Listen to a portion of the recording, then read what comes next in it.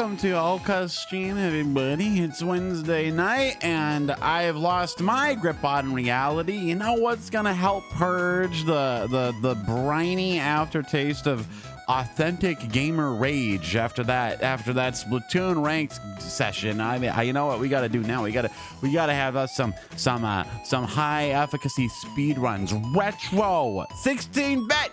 I'm not just trying to justify the fact that I bought a controller and a HDMI cable for an obsolete piece of gaming hardware, and I just want an excuse to use it. That's silly. That's ridiculous. That's ridiculous. That's crazy. I don't know, you people. I don't know where you get your ideas from. You gotta rein it in.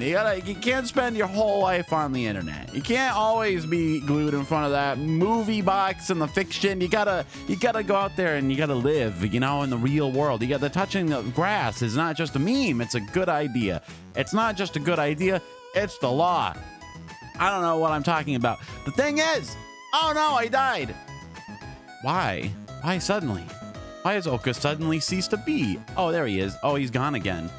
The boy must be mobilized. Hello, Fallen Angel. I'm a ping streamer now.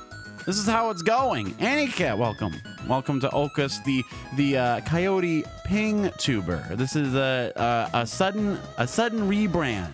Who can say? Who can say how it works? You know what I'm saying? It's just it'll come and go as it wants. It's just kind of like a metaphor for life. It's just how it works.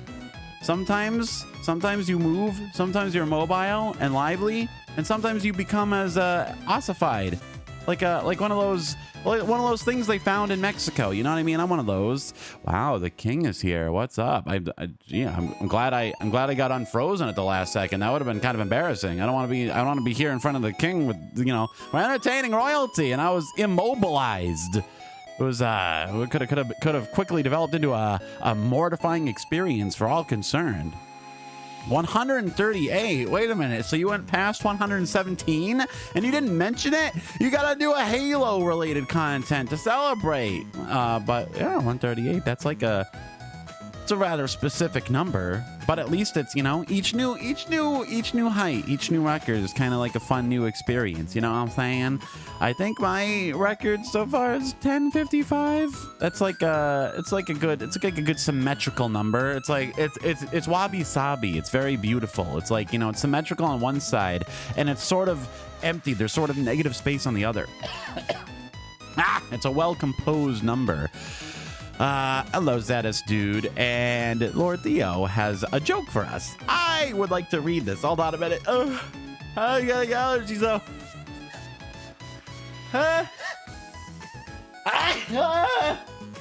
Well, I'm allergic to technical problems and to whatever is going on in the atmosphere at this liminal season. Let's see. What did the pirate say to his wife in bed? Hold on, I can figure this one. I bet I can figure this one out. Is it something to do with R, like rated R? Hold on, something about booty. R, booty. Ooh, there's so many ways this could go. He say open the sails. Oh, that's a good answer too. Oh, King, likening the labia majora to sails. That is also a good track. King, I would not have thought of that. Actually, that's good. That's big. That's 10,000 IQ. I wasn't thinking that quick. Oh, you know what? In my in my defense, I seem to be dying. Oh, I thought I was doing better today. I got through most of the day without any kind of a major problem with my breathing apparatus, and now here I am. Land ho.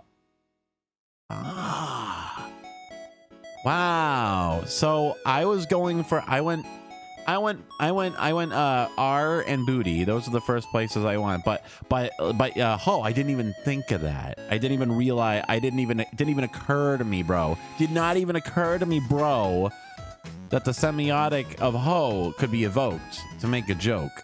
A joke like Oklahoma. I did it. I rolled with the punches. I secured myself on intellectual bent. I managed to consolidate the dizzying array of the kaleidoscopic array of semiotics all in record time. I'm proud of us. We did it. We've had a productive stream so far. Got at bed, open the sails. Oh, are you talking about like one of those canopy beds? Is that what we're talking about? Oh, I guess I didn't get it. I'm sorry.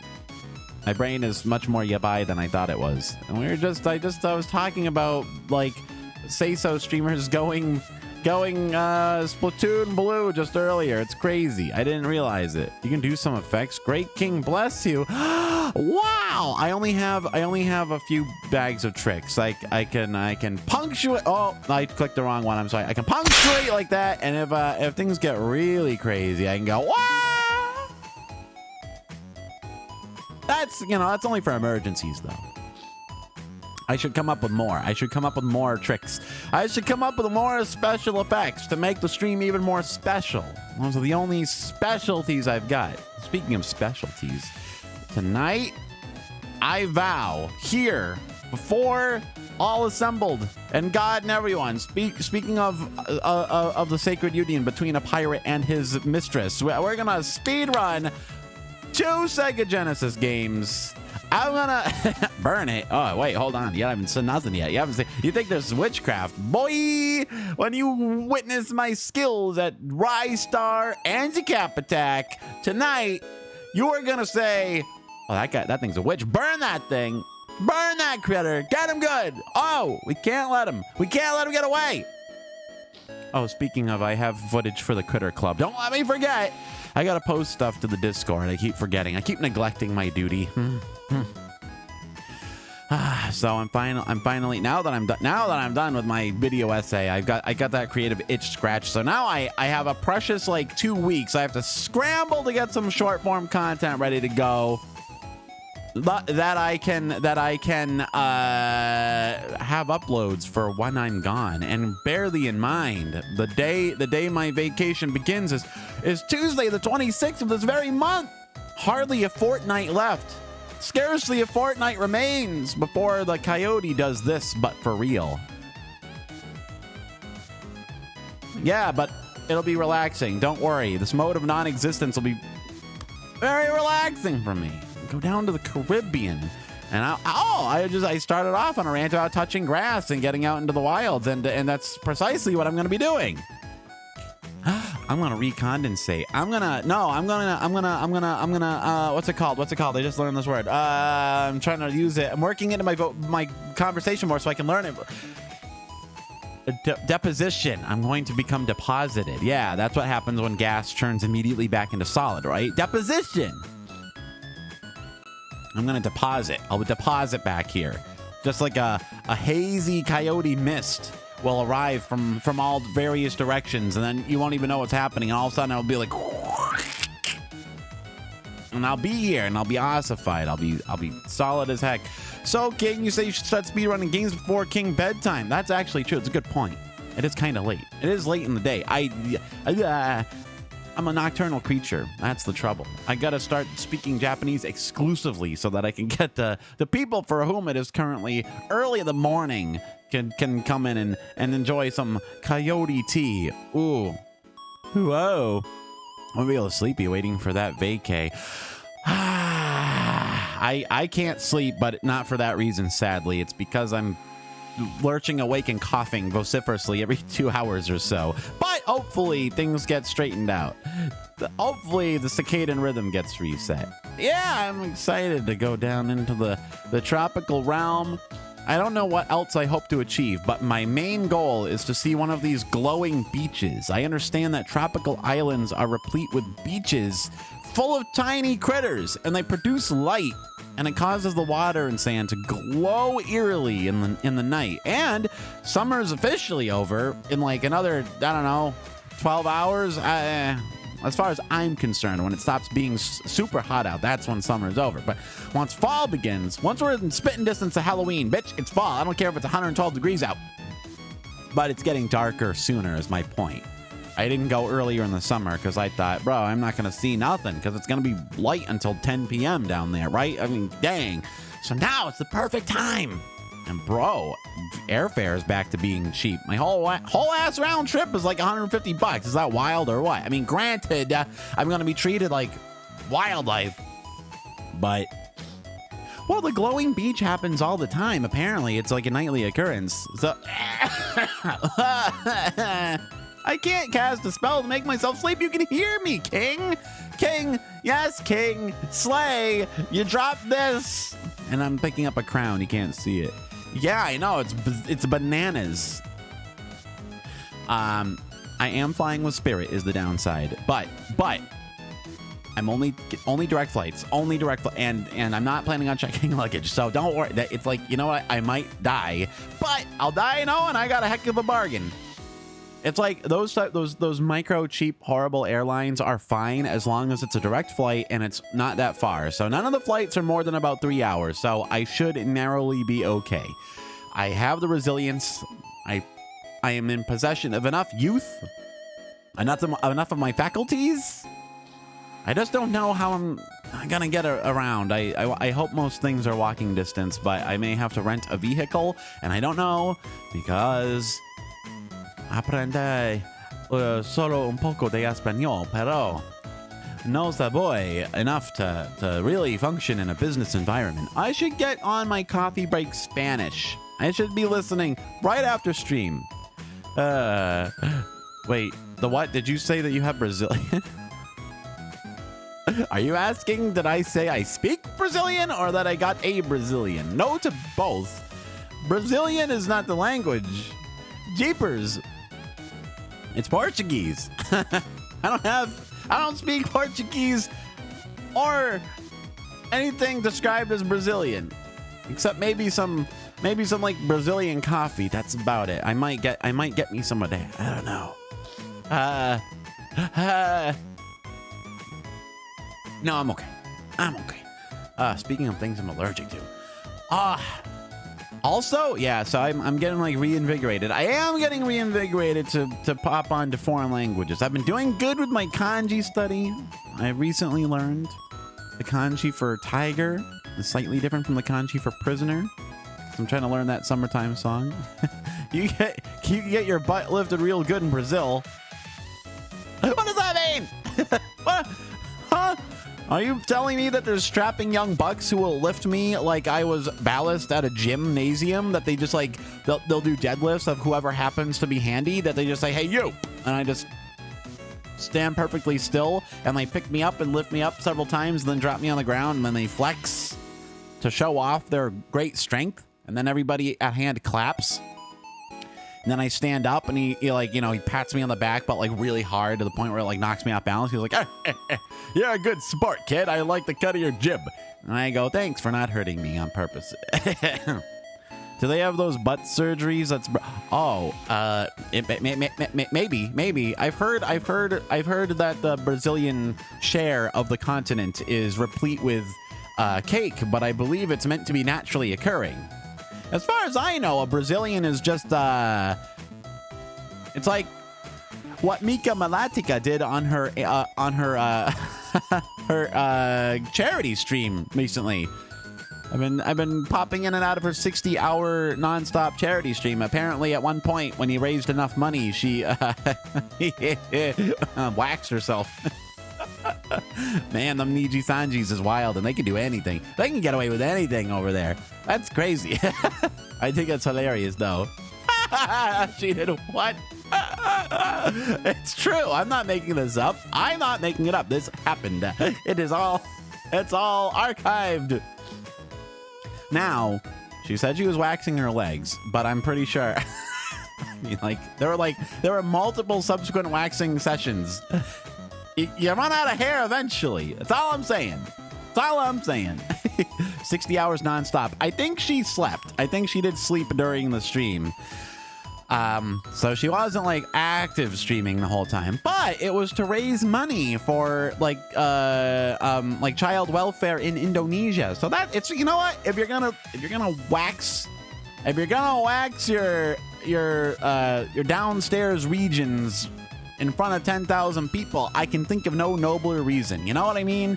Might seem untoward, but at that moment, I'm sure, you know what? You think of the children. It sounded painful though. NGL.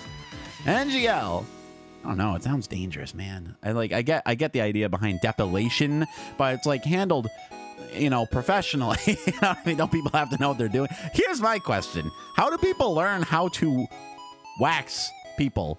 You know, like they say, you know, mistake making is learning, but how many mistakes can you make? It doesn't seem like there's a margin for error. Specifically, I mean, I assume that if you're a novice waxer, right, you probably start on like the back or some non-sensitive region. It's like, yeah, but I'm talking like when they're waxing, you know, sensitive, delicate regions, injury-prone regions. You know what I'm saying? I'm just like, basically, I can't imagine, like, I can just picture too many ways it could go real wrong, real fast. An inelegant approach, an unpracticed hand taking wax to certain biological areas would result in, you know, the rending of flesh and the removal of certain body parts. You know what I mean? Just like, I just have this, it's a halfway between a nightmare and a brilliant comedy bit, but I'm picturing like, you know, you rip the wax and you look and there's hair, yes, but there's also, you know, a little more than you bargained for. It's like what I'm picturing. I hurt my legs so bad when I was 12 trying to wax. It was awful. Sounded painful. I mean, she didn't stop streaming, so either she's like high pain endurance or like, or, you know, maybe it doesn't hurt that bad, but it's like, it just seems like a real dance with death, if you know what I'm saying. Like, the legs is one thing. Legs, okay. I can see that it would sting, but how bad can you mess up the legs? I'm just saying, what if you just ripped your cock and balls off? That's all I'm asking. That's my question. Has that ever happened? Is it possible? I gotta ask. I gotta go to like a health class or I gotta Q&A. Professional waxer. I got questions. Like, have you ever accidentally ripped someone's dick off? Have you? It seems possible. It's how do you avoid that? What happens if there's injuries? There must be insurance. I assume that there's like a, what do you call it? Mentorship. Not that. What is it? An apprenticeship. I assume there's some kind of an apprenticeship, right? There has to be. It's like, really, I mean, the skin is delicate. There's got to have been a rending at some point. A waxing has resulted in bloodshed. Let's just say that. Somewhere in the world. Maybe if you use wood glue. But I get it. Makes perfect sense. I get what you're going for. Well, I suppose some questions were just meant never to be answered. I guess, you know, dangerous questions lead us down dangerous paths. So, point is, yes, I agree. Giga Chad, much respect to Ms. Malatika for straight up multi-waxing live for charity. In order to raise thousands of dollars for a worthy cause, I'll have you. That is why people were motivated by charity. That was the primary motive. And then like, so there's that, and then the algo has been coming through. Man, I'm getting, besides being lit up about we're learning languages, I'm suddenly I'm kind of want to get back onto guitar practice. I want to get back onto regular guitar. There's this channel, Nakoko. So it's like Japanese Korean lady who does guitar covers and, let's say, highly cultured choices. Oh, it popped up because she did the Sakura Tyson theme song. That's why. Wow. Ichigo Ichie. Ren. It's fate. Fate led us to this point. I did my Sakura Wars video, and then suddenly my algo was just seeded with Sakura content, and this lady Nakoko did a guitar cover of the Sakura Wars theme song, and then I clicked over to her channel. She did all kinds of other stuff. Each one more culture than the last. Let's just say it's kind of restoring my motivation. Haven't really touched the guitar seriously in a bit of a while, but maybe I should get back into it. Maybe I have a new guiding star. Well, the VTuber that's giving me the doggy wears a shot collar controlled by chat redeemed for punishment streams. The VTuber that's giving you the doggy? Fuamoko? Huh? The doggy wears... The shot collar controlled by chat. Redeem for... That makes sense. Wait, you're saying there's a dog VTuber that has a shot collar activated by chat? That's genius. though potentially dangerous. What if you get shocked? Can you handle electronic devices while channeling electrons through your own body? Well, anyway. Oh, the streamer wears the collar. Oh, yeah. No. I get it. It's a dog VTuber who wears the collar. I get that the streamer wears the collar, not a critter. I get that. And the streamer gets shocked IRL.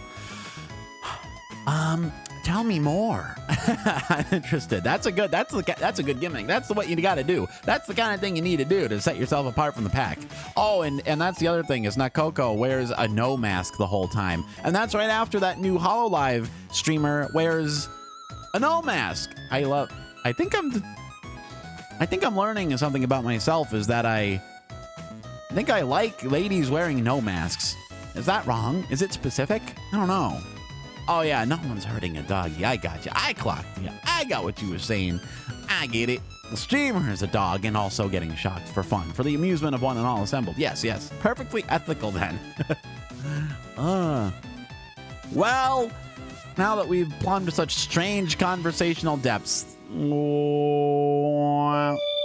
territory unlocked. It's just like, wait, no, this is the wrong screen. Sorry. Whoop. Got to go 4-3 mode. Now I have to unobfuscate my own self. Boy, oh boy.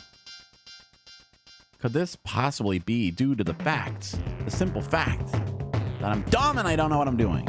All right. So, this is RISTAR.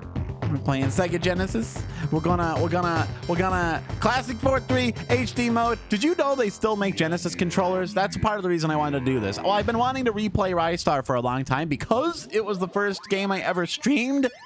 I was thinking of doing it on my anniversary stream, but my anniversary stream ended up being crowded and I had a lot of other activities and I couldn't fit a whole ass game speedrun into it too. So this game is the original. This was the game. This was originally what Sonic the Hedgehog was going to be, this stretchy mechanic. And then they made Sonic instead, and they made a bunch of Sonics. And the very last game that Sonic Team got to make on the Sega Genesis was this. This is like, see, 1995. That's like that's like the tail end of the Genesis era. One of the last 16-bit. Look how pretty it is. Look how well shaded. The only downside is the American version removes all references to the Star Goddess. Come on, man.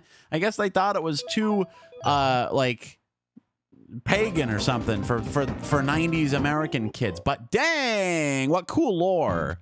So we've been summoned by prayers reaching a Star Goddess. That's what RISTAR is. See? So he has like he reaches, he's Mr. Reachy, and you use the reaching mechanic to achieve various, you know, you bash enemies, you bomb the environment, you pick up items. This was originally, so Sonic was going to be a stretchy rabbit character. And he was going to use stretchy ears until they decided on the whole hedgehog thing.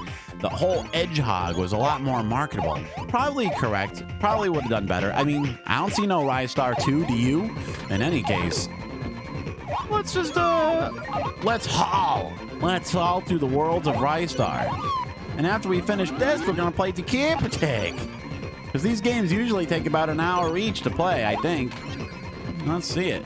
Funkin' weird. Thankfully, they don't do crap like that now. I know. We'd have no games. We'd have none.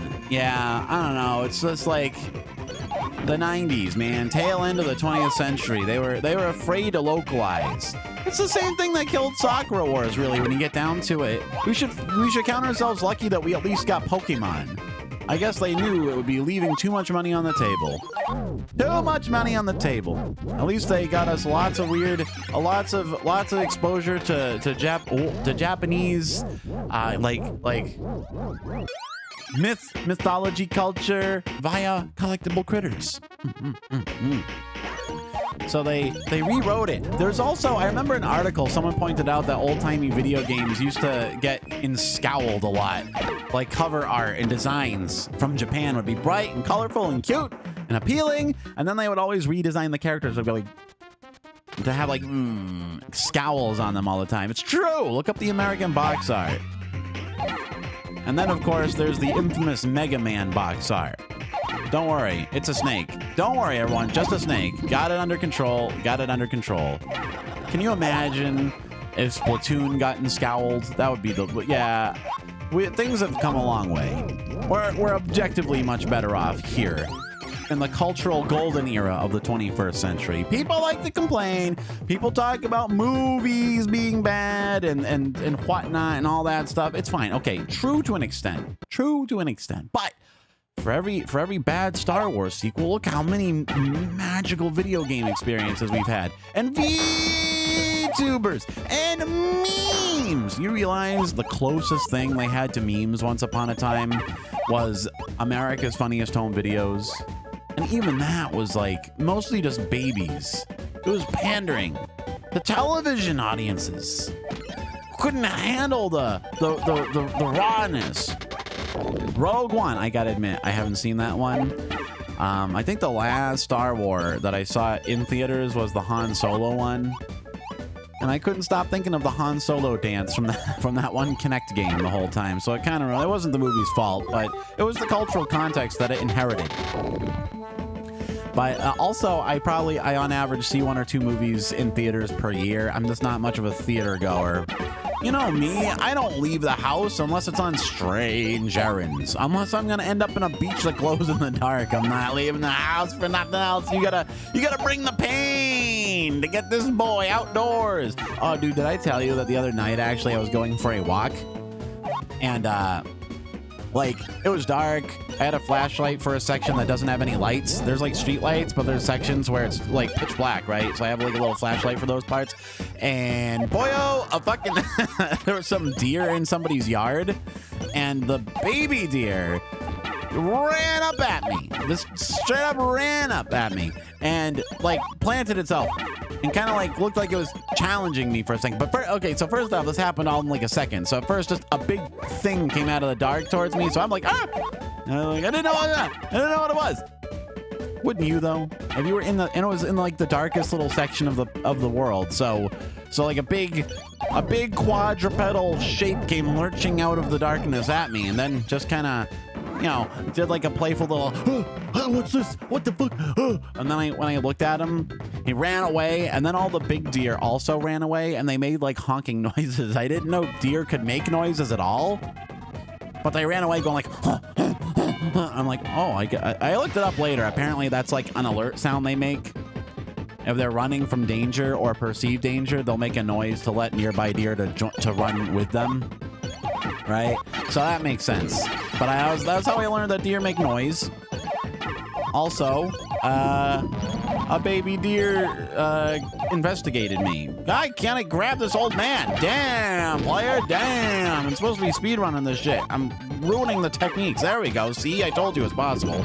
Maybe I just need to get used to playing this on an actual controller. I haven't done it in so long. I've been using 8-bit USB controllers for a long time.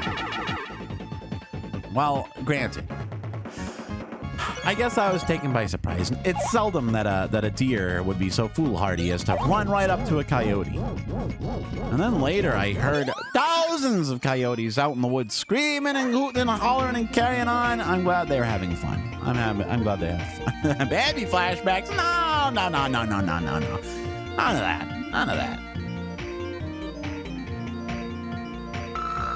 No one got put on ice. This was the...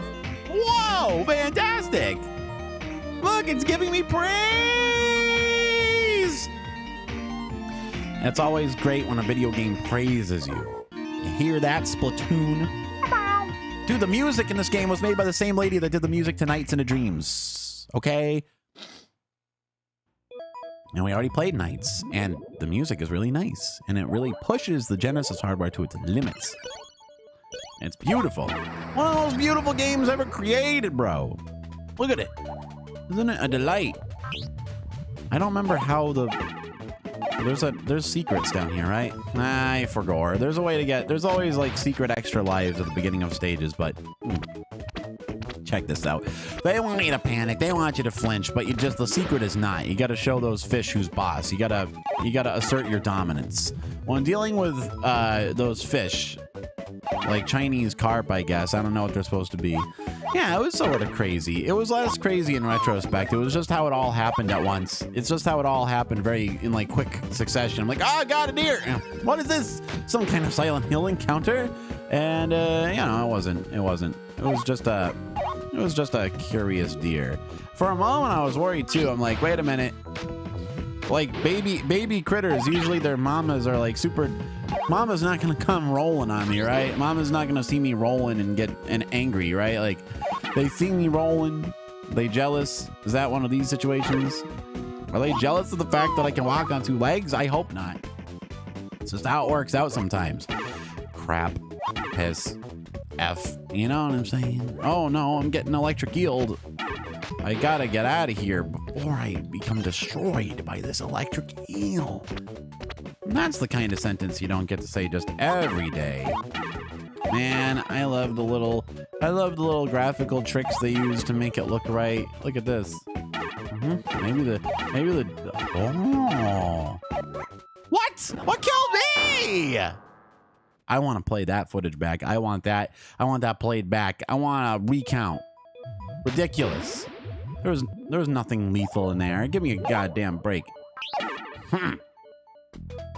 This is silly. I can't believe they're ruining my speed run.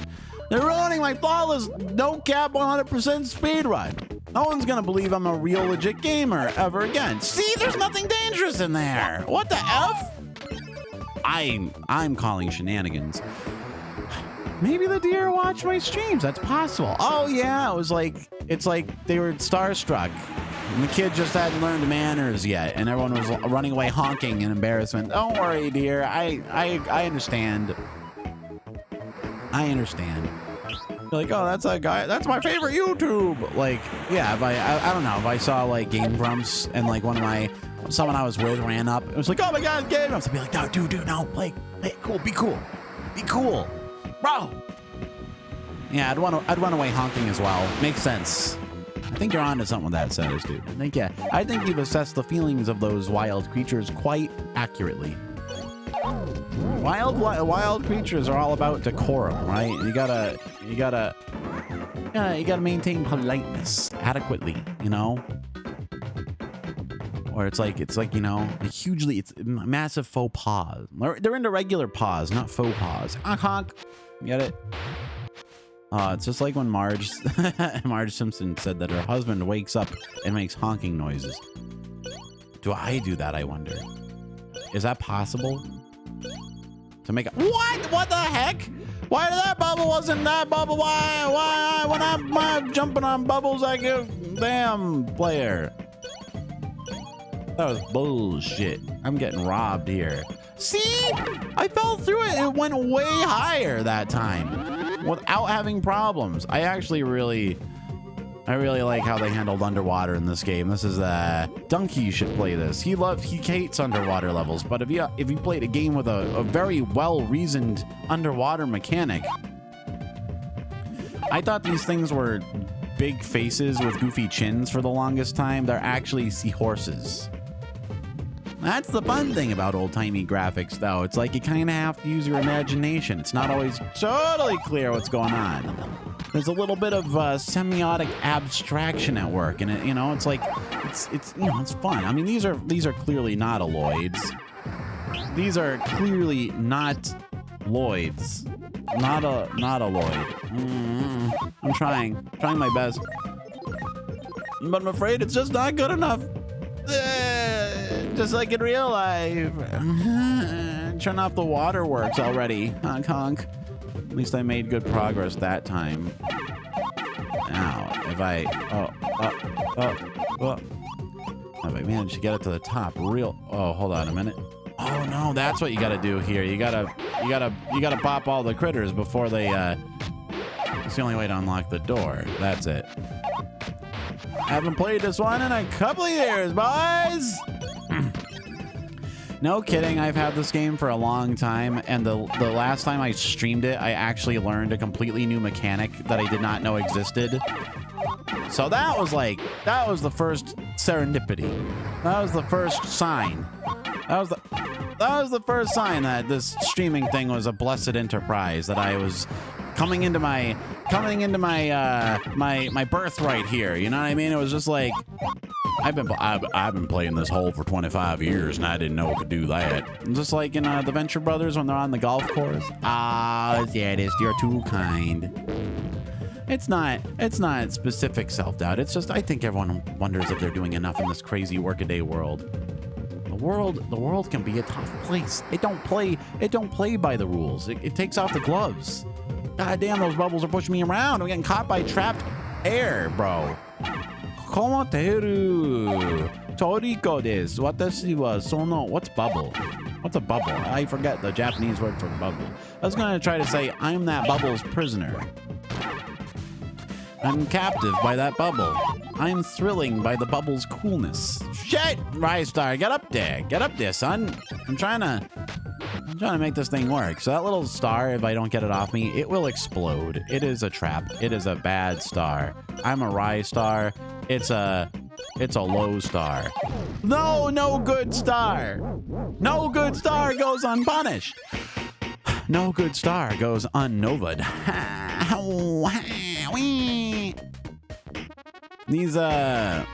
This, in case you're wondering, is a bonus stage. They're not strictly necessary. I just think it's neat. I think it's just neat to find them here. It's such a... This is one of those games I think deserves. It deserves a follow-up because I think they did not really explore the full capacity of this elegant mechanic. The swinging mechanic could do so much more nowadays with like multiple buttons and stuff. Fuck! Oh, this is harder than it looks actually. I gotta fly my way up to the treasure chest, but no, bro! This is it for all the marbles. I don't have much time left. Oh, that time I did it all at once. That time I did it in one fell swoop. My God! My God! I did made it look easy that time. Starboy. Hey, wait a minute. That's a star. That's very true. Starboy, wait a minute. We're basically playing as you. I didn't even think of that whole angle. This game is about a Starboy. God, I almost munched the microphone. That was an accident. Lo siento. I don't know if you can hear it, but I got so into that. I got so into the swinging. I was such a swinger back there, you know. Let's see. All right, we got a hammerhead situation. Oh God, I thought he was gonna be above me. She, maybe. I thought, oh yeah, probably she, because it generates tiny sharks. Do you know that sharks give birth by the little sharks within them chew their way out? There's not like a ready-made aperture anywhere. That's just a little horrifying. That's a quote-unquote fun fact. Perhaps fun isn't the word for it, but it's a fact nonetheless. That's just what we call a shark fact. A little shark fact for you. You know, little Wednesday afternoon nature facts. We got it, bro. Okay, wait, those aren't sharks. Maybe it is. Maybe it isn't the mother of those creatures. Fuck. Oh my God, I thought I was ready for it. I am not acing this as once I could. Oh, that was close. I almost mistimed it. This reminds me of Splatoon a little bit. This could be the Splatoon world. It's all about timing, boys. Blammo! And trapped in a drain, black orbs are flying out of it. All is well. Just trust me. That's what progress looks like. Trust me on this. That is progress. Progress resembles that exactly. Like, there's one other late-era Genesis game called Dynamite Headdy that I never owned. I've only ever seen it in collections and stuff. I've tried playing it, and it's like, it's visually exhausting. It's beautiful. And it's clearly the big, like, we're going to push this hardware to the limits kind of thing. We're going to show what this thing can do before it's obsolete. Last hurrah kind of deal. I think this is the last hurrah, though. My 30 years outdated Dynamite Headdy review. It's beautiful, but overwhelming and difficult to play just because you can't tell what you're looking at. This game, though, it's elegant. It's beautiful. It's an elegant and beautiful experience. It's just about a little star boy. A story about a boy who's also a star, who just wants to be a little guy. Oops. And you fast-talking small-town folk ruined that dream. Damn, man, that That was a quadruple booby trap. Look at this. Ooh, that was as close as it gets. See, it's brilliant that the little one-up man was eventually repurposed into an obstacle, into an item that you could interact with. See, that's genius. They're really having to make do with extremely limited resources, right? It's just like, you know, they had plenty of time and know-how, but they still had to work with what they had to work with, right? Game's getting a bit close, is it? Because you know, the star, you know, it's like he's trying his best, but there are many forces which oppose him. Is this on a scale of 1 to 10? Then how accurate would you say this is to the experience of being a star boy? Do most star boys have the capacity to gymnast themselves across great heights by swinging intensely? Oh God, I couldn't pull it off. I'm sorry. There we go. It's just all about, you gotta be geometric. I don't know what the point is of trying to, now these blocks don't matter. I don't think getting hurt matters in this. See, I got the flaming sword. I'm like the Witch King of Angmar. It's just a treasure you can collect in the bonus game. I like that this game just casually introduces a flaming sword. It looks like the most important magical artifact of all time, but it's just there. It's just there. It's an optional collectible. Collect it or don't. You can get through the whole game without seeing it. There's just a flaming magic sword that you can collect if you so desire. It's there. This world contains that sort of thing. How's that for world building? Wow, RISTAR is a game that would really benefit from some world building. Oh, because it's in outer space and you go to planets, you understand. So basically, this is Genshin before Genshin. The parkour counts. Well, you know, a star boy that does parkour. That's a great video game mascot. Okay, hardest minigame in the hardest sub-boss in the entire game. Are you ready? Okay. I'm not being sarcastic. This is legitimately difficult because the numbers go away after a while and they go away faster and faster, so you have to memorize. Hello, bra corruption. Who's doing a little bra corruption of our own? Okay, 1, 2, and then this side. I went down. All right. But the last one's the toughie. It's gonna get faster. 2. Oh God, it's as scrambled as it could possibly get. Okay. Oh no, I accidentally got the health prematurely. Am I doing this correct? Yeah, man, the Okazoku. The Okazoku got each other's back. It's a very supportive community. I'm pleased that it is so altruistic. Arigato mina. I can't believe I figured that one out on the first try. I got hard stop as a kid. I played that as a kid. I'm actually surprised Yam isn't familiar with this because it was in the Sonic collection on GameCube. This is a lost classic. You probably had to unlock it through some ridiculous means, though. It's probably very difficult to unlock. I don't doubt it. I think we talked about this. We gotta get Yam to play RISTAR. We gotta get Yam to... Fuck! The flaming surrounded enemies are invincible. This is from 1995. Like the very last Genesis game, basically. Made by TVMTeam. There's a lot. Times are tough, and as what the F? Whoa, that was cool. Did you see that? I love the physics in this game. Wow. As a wise phantom maid once said, tough times don't last, but tough people do. Oh, a magic anime phantom mint maid said it. Wow. That was what Mint Phantom said at her graduation stream. Good, wise words. Wise words. There's been a lot of graduations this year. It's been fuck! Oh, it's like time. It was a cool time. Zenkoku no toki wa itsumo shingeki. Cool time is always advancing. Always on the attack. Time. Who else? I think Midnight Blaze is taking another indefinite hiatus or might be gone forever. It's tough. Yeah. Actually, fuck! Since agencies work on annual like contracts. It's not like totally incredible that like on the anniversary of a given gen there might be some announcements. But yeah, after Nina, I was really surprised that there was another one so soon, right? There we go. I'm good. I'm good. Nothing can hurt me now. I got full health. Coyote speed. Live 2D. Wait, I meant 2D side scrolling. I got confused.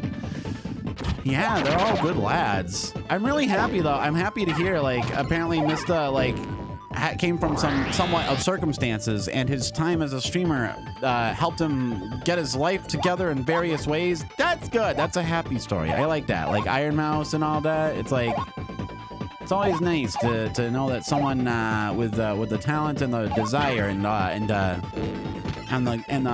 good vibes energy was rewarded by the universe. Shit, son, what am I gonna do now? Oh no, bro! I tried to attack it. I jumped into it. That's my old Sonic instincts taking over.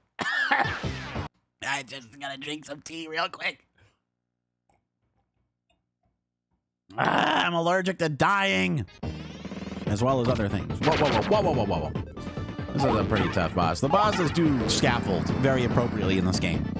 Each boss battle is so distinctive. You can really feel them flexing their creative muscle with this one, right?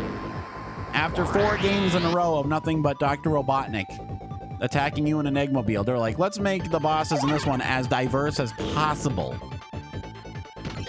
Each one a different mechanic, each one a different color scheme. I know, bro. There's so many VTubers. I know the struggle, Annie. There simply isn't. If you watched one VTuber an hour a day, you would still require like tens of thousands of hours. You would need thousands of hours in a week just to keep up with half them. It's rough. The eternal struggle. The struggle is real. It's kind of like the blessing and the curse. Yeah! Wow, I dumped his ass. I dumped his dumpy that time. Made it look easy. I guess I had to just build my confidence a little bit. That's what you did to me. There's so many, and there's not time. Yeah, the ones you retire. You know what, Annie? At least you're not Yam. It's like specifically each of her very favorite VTubers, one by one. She's like her fandom is like it's like a serial killer. She was a big fan of Sana, and just gonna keep "See You Again" on the soundboard. Oh, see you, Space Cowboy. Yeah, it's all right. My first real sad sort of graduation was Chisu Ai. I mentioned her so many times. She was such a delight. She was so powerful in the community. She was such a great example to us all. Power of a different kind in the Shire. That kind. She was like the Shire of VTubers, and she had to take an indefinite break. I guess she might come back someday. There is always hope. Hope springs eternal. But she's such a fun little cone. And it was tough to have to say, see ya next time. Uh-oh. And there's bouncing angry music. Ah, this is just like learning a DAW. I guess you could look at all the worlds of RISTAR as a metaphor for mastering skills for your content creation career. This is the DAW planet. Planet DAW. Actually, the planet's name is Sonata, and the only other time I've heard that is because there's a car called that. I think it's a music term. It stands to reason it's a music term. Ah! Oh yeah, that's right. I think I remember. Was that the same stream where she was like rapping? I remember that. I think I dropped into that same. Maybe it wasn't. Maybe I'm thinking of a different one. But oops. I don't know where to. I don't know. She was the embodiment of kindness on this earth. Yeah, I remember her. She did an endurance stream where she had to eat spicy ramen without making even a slight sound at all. And as soon as she was compelled to wail out in pain, she had to terminate the stream. Uh-oh. I think I dicked myself, boys. I think I might have done dicked myself. Yep. I think I done dicked myself. I think you have one chance at this one. That was Edna Krabappel. You don't get a second chance with Edna Krabappel. Oops. Yeah, I don't think there's a way to fix this. Nope. Oh, you gotta guess right. This is one of the only puzzle elements in RISTAR. Oh well. Yeah, you gotta get up high enough to climb over there. Well, let's just watch them suffer for a while, I guess. Time up. So basically, when you complete these little mini puzzles, you get those treasures, and the more treasures you have by the end, you unlock a bunch of passwords that unlock cool features. But at this point, you just look them all up on the internet, so it's really just bragging rights. What the F, bro? So at this point, getting more treasures is just about proving what a boss you are at RISTAR, you know? That's about all there is to it. I gotta disrupt their cycle. I gotta grab the metronome without grabbing the bomb. Wow, I did it. Nice. Nice. And that's another one of those sentences you don't get to say very often. You have to grab the metronome without grabbing the bomb. They don't make metronomes like this anymore. They're all smartphone apps now. Yeah. See, the tension plays and it gradually gets filled in with bars of music. Every time I feed a bird a metronome, every time I hand one of these magic metronomes to the singing birds, it adds to the music. And it plays more to completion on each pass through. Kill him! There we go. Puzzle. Puzzle solved. We're doing good. We're doing good, boy. And I like how it subtly incentivizes you to master that wall climb move. See old-timey design just like leading you to try things. This is my Mega Man X. This is my Mega Man. Like Ego Raptor did his video about the Mega Man games, Mega Man X. I never played Mega Man back in the day. Didn't have Nintendo, but I want to play Mega Man X someday. That'd be a fun one. How much is a cartridge? Is it hard to find the cartridges? I hope it doesn't cost like $300. I hope it's one of those ones that only costs like $40, right? Speaking of which, I ordered a birthday shirt for Ina, the manga one, and it still hasn't showed up, and it's been months. I wonder how long until I have to worry and start doing processes, getting process involved, you know? Mega Man X, I believe, the one that Ego Raptor talked about in his sequel-itis video. Ah, shit. Damn it. Ah, I got him at last. Oh, I'm getting punked. I'm getting suckered here big time. It's all down to guessing which bird head is going to slam down on the ground in tune with the music. God damn, I'm getting suckered left and right here. All right. Aha! See, you stopped the jittering around first. Okay. You think you can trick me? You think you can trick me? Ah! But one bird remains.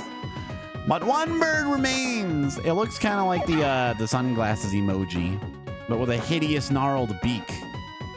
They need a hideous gnarled beak version of all the emojis. That'd be appropriate to my emotional state. I would convey that. Oh, sub boss over. Glover. You watched a playthrough of Glover. Is that one on the N64? That it's like the hamburger helper guy, right? Dang. Yeah, that is part of the fun of modern Let's Plays, isn't it, Annie? There are some games that I'm glad that there's so much media to justify.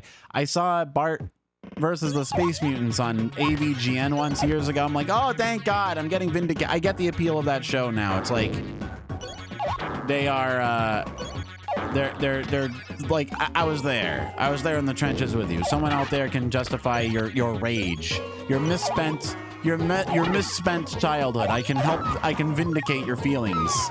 I'm here, I'm a grown adult, I'm having a problem with it too. That's kind of what it is. You're right, this game does suck. You were tricked. They roped you in with a friendly face. Come on, man. There we go. Didn't know when they were gonna do that part. This level really goes all out, though, doesn't it? Isn't it just like designed pretty? Isn't it just like isn't it mesmerizingly like crazy visually? Wait, why can't I get over here? Why can't I get over here if there's nothing important? So you just have to make sure the guitars don't slam down on top of you. That's, you know. because you'll owe some serious money if that happens. Break the guitars, and they'll break you. Oh shit, that's what's going on. The one I'm thinking of was the one on the SNES. I think it's the first SNES one. I'm sure there's a well-versed Mega Man-ologist present, but that's the one I'm thinking of, the one that Ego Raptor talks about, right? The one with Zero. Maybe there's more than one with Zero by now. Ride on cars! Shit. Oh my god, I'm gonna get jacked up on that spike hallway. Look at this. Look at this. Whoa. You really gotta get good at that. You really gotta get good at hitting the walls. I've lost track of how many distinct Mega Man series there are. I basically got onto it. Like, my first Mega Man was literally Mega Man 9. Where do I go here? Oh, this one should be easier. This is much easier. You just gotta. It's basically that War Games thing from Atari. You just gotta make the arc right. You're launching yourself. It's like Missile Command. There you go. Huh? There you go. Easy peasy. Just gotta get all sinusoidal up in that shit.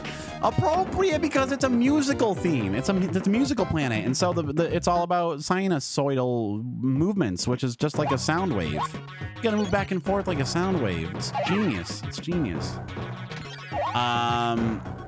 I've never seen the cartoon itself, Annie. However, I am familiar. There was someone named Mama Luigi on YouTube who used to make YouTube poops with it, so I'm familiar with many of the scenes. We gotta stop the launch, and we gotta stop the launch. Guts Man, Proto Man, Guts Man, Snake Man, Gut Man, Proto Man, Snake Man, Guts Man. It's a tachyon capacitor. It can pull the moon out of its orbit. Yeah. If you ever heard me say something about the moon coming out of its orbit in a dumb accent, that is why. It is one of my formative YouTube poop cultural experience shits. My formative YouTube poop experience. One of the first. Before even King of the Hill. Even before King of the Hill, it was all Adventures of Sonic the Hedgehog and the Mega Man cartoons. People were making art out of that. Snow Jelly! Oh, I went down the sucker door. I should have gone up the top door. It's worth more points. I'm a dummy. I'm dummy. All right, time for the hardest boss in the game. You might witness here just in time to see me possibly weep, Annie. I mean, Snow Jelly. Damn it. Yeah, well, I mean, you're both in time for that. Technically, everyone assembled is here for a very special occurrence. It's gonna see OkAs weep, the weepy weep way. All right, so you gotta dodge the sour notes. It's basically a rhythm game, but there's also nondescript bits raining from the ceiling, and that's what does the real damage. That's what gets you. So here's the trick.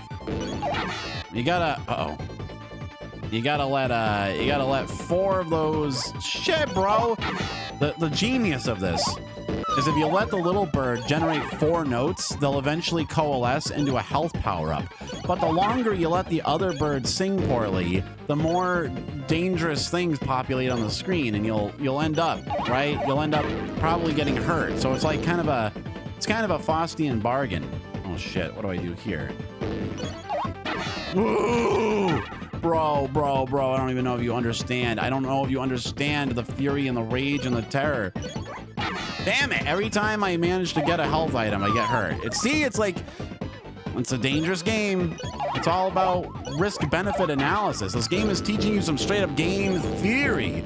It's just a theory. Again! Has anyone YouTube pooped the game theory guy yet?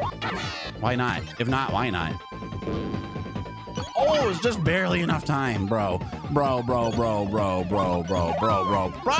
got hurt again. I guess it's better than dying. I'd be dead by now. I mean, I haven't had a net gain yet, but at the same time. Oh shit, bro. That is the most dangerous move in the bunch. I got him though. I got him. I won the game. I beat the bird.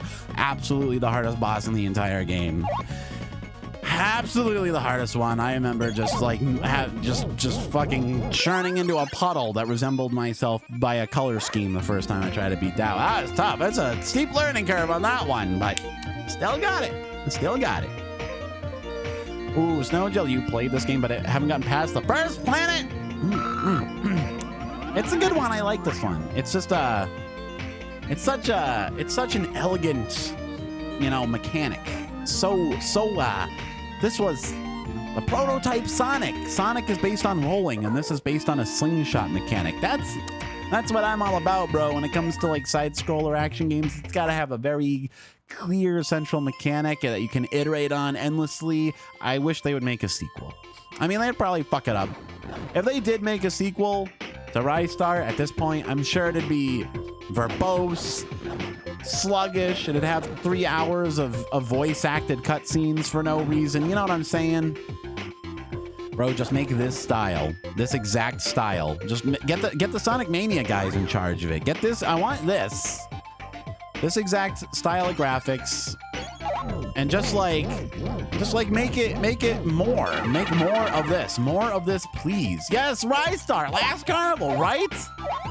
Man, it's like I can't trick you people. Every time I come in here with some game, I'm like, this is gonna be one. No, I'm the only one in the world who knows this game. And then like multiple people be like, oh, this game! Wow! Wowie zowie! I love this game. I'm like, look at this. My people. My people. Oh my god, I can't do this ice mechanic. Oh my god, I'm slipping and sliding, jipping and jiving. It's a double feature tonight, boy! Since these games take about an hour, if you do well, and my streams tend to aim for about 2 hours, it makes perfect sense. Fuck! Gotta make it safer. Oh no, I'm stuck on the ice, and I died. I can only attack once per slide. That's the trouble. And encourages you to panic. You gotta keep, and look, there's a little egg guy tracking me down. Hey, wait a minute. Is that like an homage to Sonic the Hedgehog, that I'm being stalked by an egg? That there's an egg creature following my steps? All right. Quick poll here. Those things in the background, do they not look like big mouthless alien faces to anyone else? Am I the only one? The things way in the background, they look like eerie, they look like faces though, right? But like creepy ones without mouths or noses, right? It's like kind of got the eye sockets, and you're kind of like, you know what I mean? You see what I'm saying, right? I'm not alone. Yeah, for sure. Okay. So it was much later in life. With my sophisticated adult brain, I can now determine that they are supposed to be ice cream cones. But I don't know, it's like the way they're underlit. They look like creepy little critters. This is if Earthworm Jim, Sonic, and Freedom Planet had a baby. Oh man, I've read that fan fiction. I read that fan fiction, Annie. Don't you worry. I'm well versed. Well versed. Hell, I wrote that fan fiction.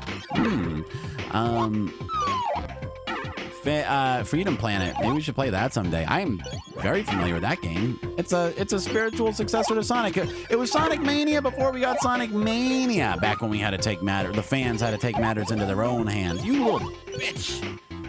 You silly bitch, you little egg guy. My God, what a trap. Well, in any case, I do like that there's this one persistent enemy who chases you down and he does that. He's kind of like Knuckles, actually. Shits. I think that's where the bonus is. I want to go to the bonus round, though.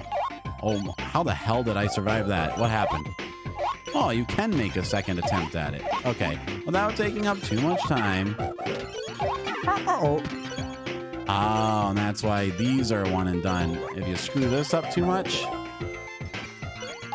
Yeah, baby. Oh, who called it? I'm here. I'm here for it. Okay. Keep nota bene. There's a treasure chest in there. You got to go down the slippery slope, but you got to swing back into that subterranean slope section. Oh, you don't want to go too fast. Don't go too... No. Oh, RISTAR, buddy. Wow, I did it. I did it the hard way, too.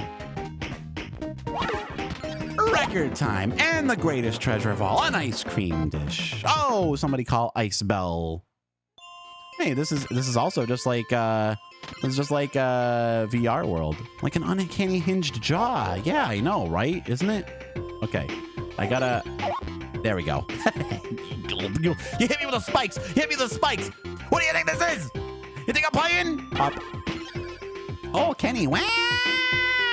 We're here for it. Check this out. Okay, I swear to God, the first time I ever streamed, I streamed this game, and it was in that stream that I accidentally figured out the... Hold on. Shit, I'm trying to do it. There's a move. There's a fighting game combo move. He's trashing me though. I can't even get a shot in. What the hell was that? He made a snowman instead of ammunition. Ugh. You can throw the ice. There's like a little combo. There's like a Sub-Zero attack. You can toss the snowball across the floor and it freezes him. It freezes him just like Sub-Zero in old school Mortal Kombat or possibly modern Mortal Kombat. I don't know. I haven't played a Mortal Kombat game basically in forever. Oh, well, whatever. I didn't get to do the combo, but I won, and that's the important bit. Just take my word for it. Let's look up the old VOD, I guess. We'll look up. I swear I did it by accident. I was shocked. The shock was palpable. I found out you can do a little Sub-Zero combo move. They programmed a combo move just for that. It wasn't just a novelty. It wasn't just a trick. They said, program a special move just for this one boss battle. And the programmer said, what? Are you crazy? We'll have to beta test this for another 3 months. It's like, it's worth it. It's worth it. Do it. Do it. I command you. But, oh, Mr. Naka's not going to be pleased. Mr. Naka will understand. This is back before he had his villain arc. This was back before they made him make Sonic Adventure 2 and Sonic Heroes and Shadow the Hedgehog all within a few years. He was still happy then. Imagine how magical of a time this must have been. To be a talented programmer in Japan in the mid-90s must have been a special time. On the radio, who is it? Maria Takeuchi. And what? You're programming a side-scrolling adventure game for the Genesis, which is still kind of current. And you still have a stable employment situation. They're not downsizing or nothing. And then it's like, you know, maybe it was Secret. I think he was gone by Secret Wings. I think he bailed after Shadow. I think Shadow was the last one he was involved in. I think it was during Sonic Heroes. Sonic Heroes, I just remember recently having my memory was refreshed because there was like some interview about Sonic Heroes where he just wanted to talk about his new race car the whole time. And it was sort of like a controversy or whatever, but I think I know his mind. I think I can read his mind on that. He's like, oh my God, I'm sick of this. He might have been a producer or something weird, like one of those weird credits. What the F? Why does he keep killing the fish too early? Maybe he was. Maybe it's maybe the last time he directed was Shadow, and from that point forward he was just some sort of like a Spielberg. The Spielberg of shovelware, he says drunkenly at the karaoke bar one night. I wish I could drunkenly vent my woes at a karaoke bar in Tokyo. Come on, man. Come on, fish. Come on, fish. Go up the waterfall. You need to get up that upper... God, help me. What's happening here? What's happening in this car? We'll have the development of 06 to focus on secret rings. Oh, okay. Okay, so... Well, if he wasn't fed up before... He was by that point. Son of a bitch! Son of a fish! Alright, here's how this is gonna work, bro. Here's how this is gonna work, bro. Nope, never mind. Didn't work at all. Didn't work at all for me. My little plan didn't work at all. I'm trying to catapult up and I can't pull it off. Why am I so stupid? This is basic physics. I'm a damn star. I should be able to handle this. Okay, whatever. I'm out of here. I don't understand why it doesn't work sometimes. It must be a hitbox thing. Wow, I just threaded that needle. That was amazing. I can't even believe I handled that so perfectly. That was not even intentional. I didn't even remember that specific obstacle was there. I couldn't have. How could I have? I also appreciate that the upscaler I have is working with like the refresh rate so the water looks the way it's supposed to. One thing that grinds my butt, one thing that grinds my supple little talks every time I play a retro game on like a modern port is how stuff like that water effect, you'll just see a bunch of stationary sprites and they won't be flickering together the way they're supposed to be. Because it's designed, I get it. It's designed for a very low refresh rate, old-ass TV. But, you know what I'm saying? It's not just about technology. It's about art. The artistry. You know what I'm saying? It's like, we weren't meant to see these things. When I see that happen in an old game, I feel the same way as I do when I'm looking at a colonoscopy or something. I'm like, well, this is a secret that man was never meant to plumb. We were never meant to know what this looks like. We are seeing forbidden secrets of nature. You know?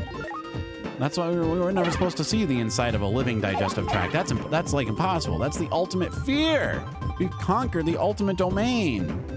Getting swallowed and shit, you know? Poor Yuji Naka. I hope he's doing well. You know, once he's done with jail and stuff. Whatever. Maybe he's probably just on house arrest or something, right? Did they put him in real jail? Wow. It doesn't work like America at all. They have different rules over there. I hope he just got the Martha Stewart kind of treatment, you know what I mean? He did that. It's the same thing as Martha Stewart, right? Like some kind of weird stock crime. They don't send you to real jail for that kind of thing, right? No, come on. Come on, man. The guy made Sonic. He made Sonic. Yeah, it's blasphemous. Blasphemous to have it's blast processing. Blasphemous blast processing. Okay, now speaking of blasphemy, Annie Cat, speaking of how serendipitous that it's Annie Cat who brought up the blasphemous cat, because this ice monster is originally supposed to be a big kitty cat.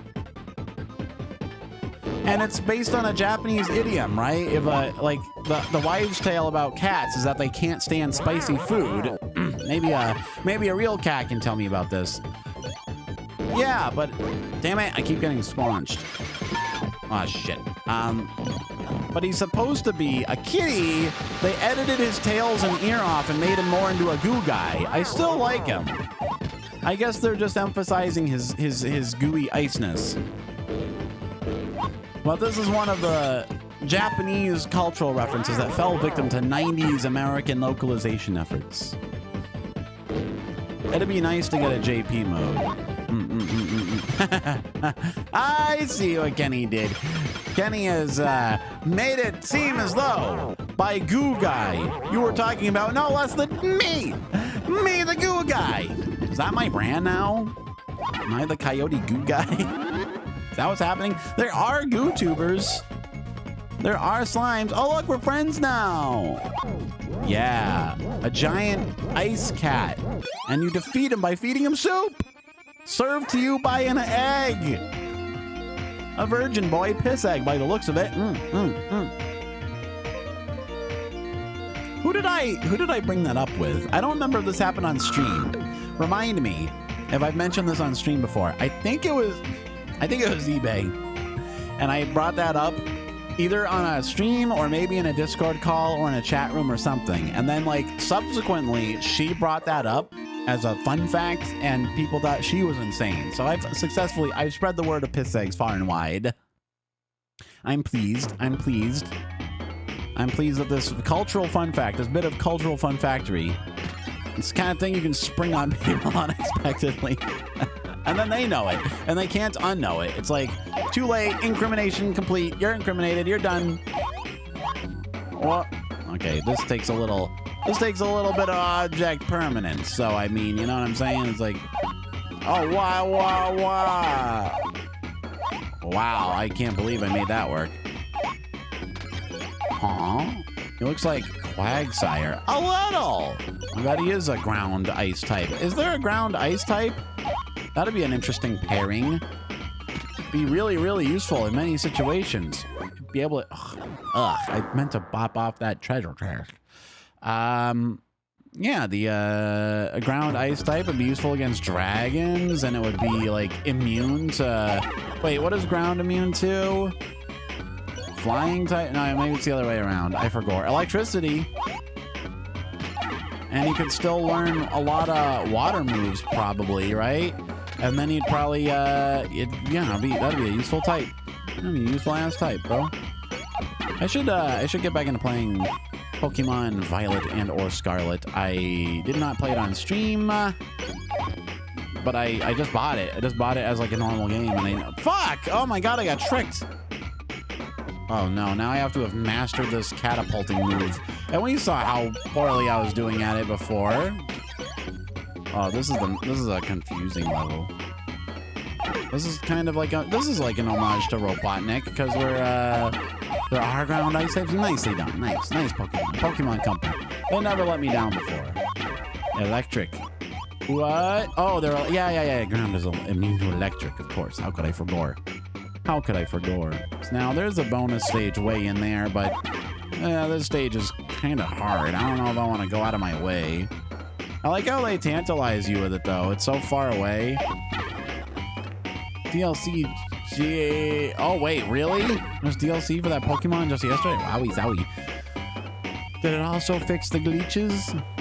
One little addition I do appreciate in the EN version of this game is, come on, man, is they added those little magic shoes. They just made this an anti-gravity section of the level originally, apparently, and they thought it was too confusing, so they gave you that little cutscene with the magic shoes.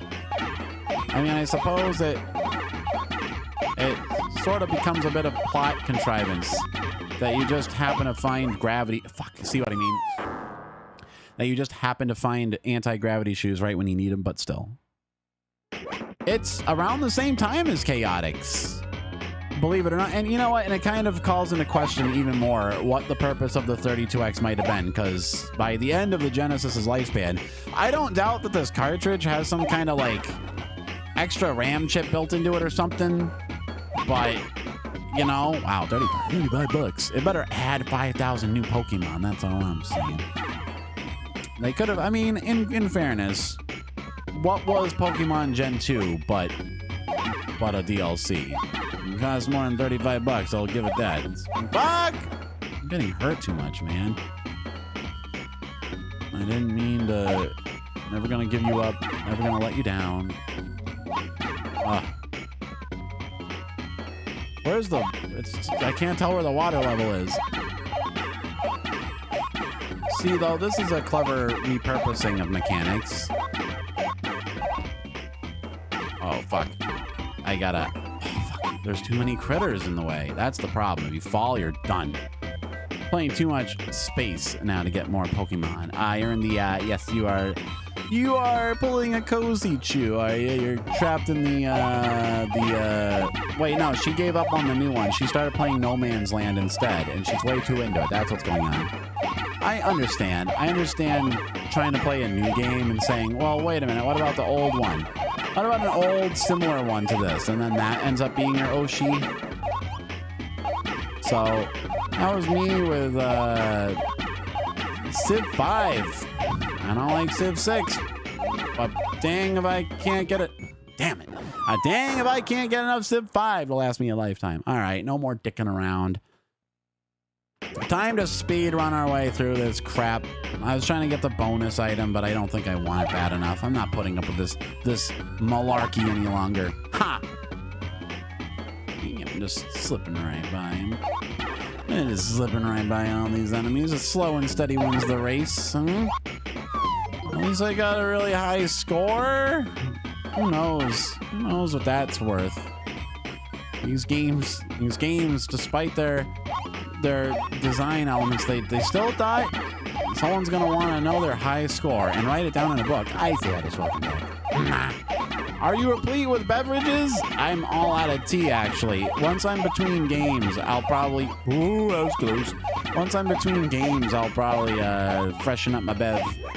I don't know how you're supposed to stick that last landing.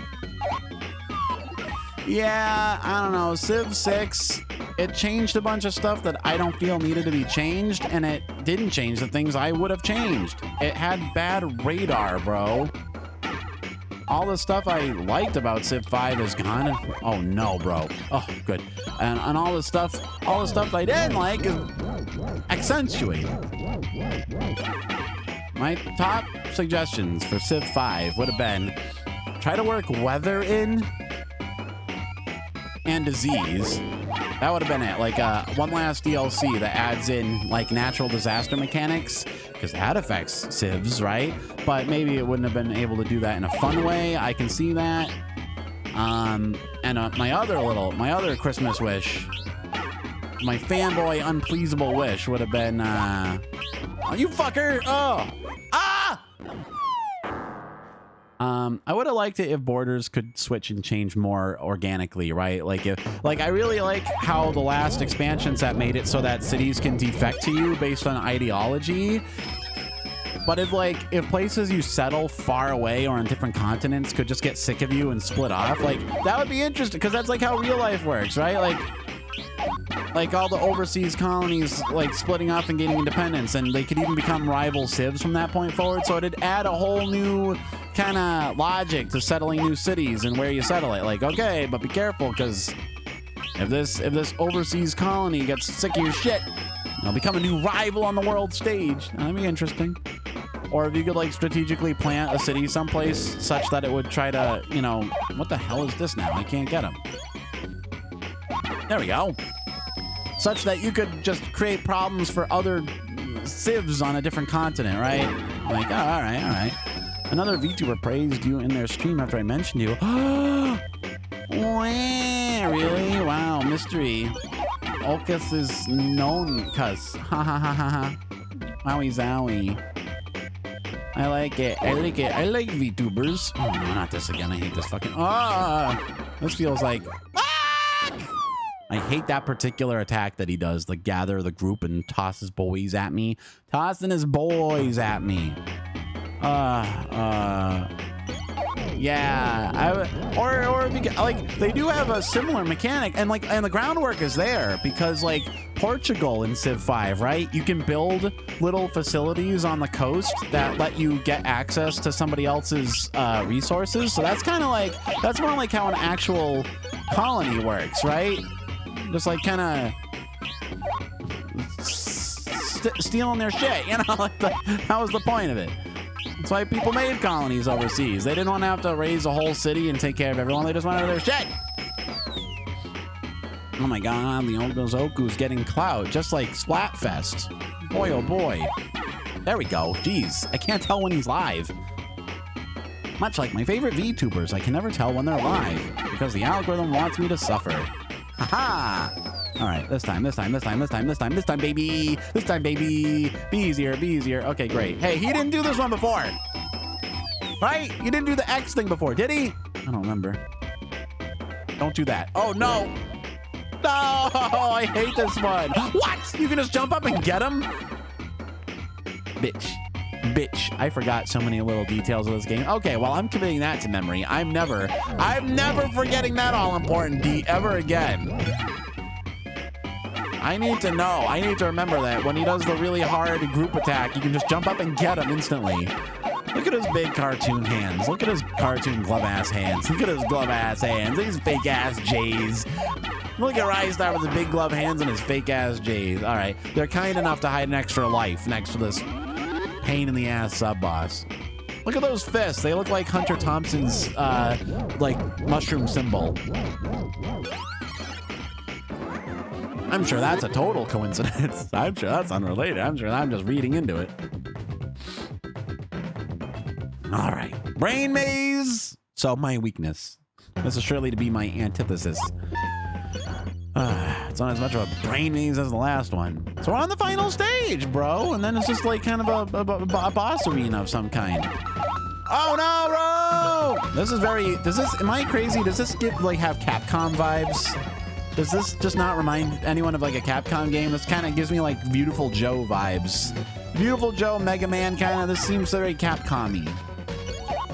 I think that's supposed to be eagle wings, but it looks like a big honk nose. It looks like a koala face, doesn't it? The panel. We'll see more of them, don't worry. But it looks like a koala with like sort of messy facial hair. I think it's actually supposed to be sort of, you know, a bird of prey centered in the middle. But yeah, because like the creatures on the walls are birds, so I think it's all a bird theme. But you know, hey man, they're gonna design faces and give me lots of time to study them and be subject to pareidolia, then they're gonna have to get used to the idea that I'm coming up with my own headcanon. Oh, this thing, I forgot. I still don't to this day, I don't understand how this works. See? Now he's weak. Now I can push him back. Now he's not. Now he's invulnerable. Now he's on the march. Oh, wait, is it because he's off balance? Do I have to hit him only when one of his feet is up? Oh, I think you have to hit him when one of his feet is up. I think I just figured it out, bro. Bros, I just figured it out. Okay, no, see? Oh, I figured it out! For years, I've been mystified by the mechanics of this particular sub-boss. You can push him back when one of his feet is in the air. Great, great. Jesus Christ, it's hard to get rid of him, though. It's all about timing. Okay, so it doesn't matter where you hit him. I don't know why he gets to jump at me sometimes. Oh my God! You gotta go. Oh, you gotta go. You gotta go. You gotta go for now. It is just. It is correct. Real life comes for you like a lumbering blue robot with sweet flames on the side. Okay, all right, I finally figured it out. Okay, I knew there had to be something to it. I don't know why it took me so long to think of that. Friendly reminder not to take mushrooms while you're on SSRIs. Isn't that like, is it because they don't cover it? Isn't SSRI like benefits or something? Isn't that like what you get for, like food stamps? Isn't that what that is? I had to go to the hospital for serotonin syndrome. Is that like when you're just too sleepy to be? Is that terminal EP? That's the medical term. Sorry to use the formal medical term. Oh, it's a kind of antidepressant. I see. Oh, yeah. Gotta be, oh, lucky guess. Each of these tears in the wall has something else behind it. Some of them including enemies and stuff. So I got way lucky. It's shuffled up. Yeah, medication and novelty substances do not mix correctly. You should be very, very cautious. Cautious with that. Even such as allergy medication and alcohol, you know, you don't wanna go hog wild. Too much EP. I think the doctor said. Doctor said that you mixed your button mushroom with the SSRI and you got too much EP. It can be dangerous. Oh no, maybe I shouldn't joke. Maybe I shouldn't joke around. I haven't heard of this thing.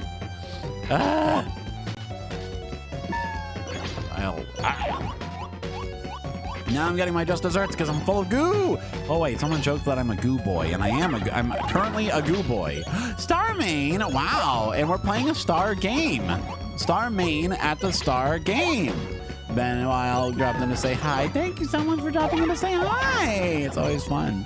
It's not a knockoff Sonic, but funny you should say that because this was originally going to be, this is what Sonic was going to be. This is the prototype Sonic that the Sonic team finished making towards the end of the Sega Mega Drive's lifespan.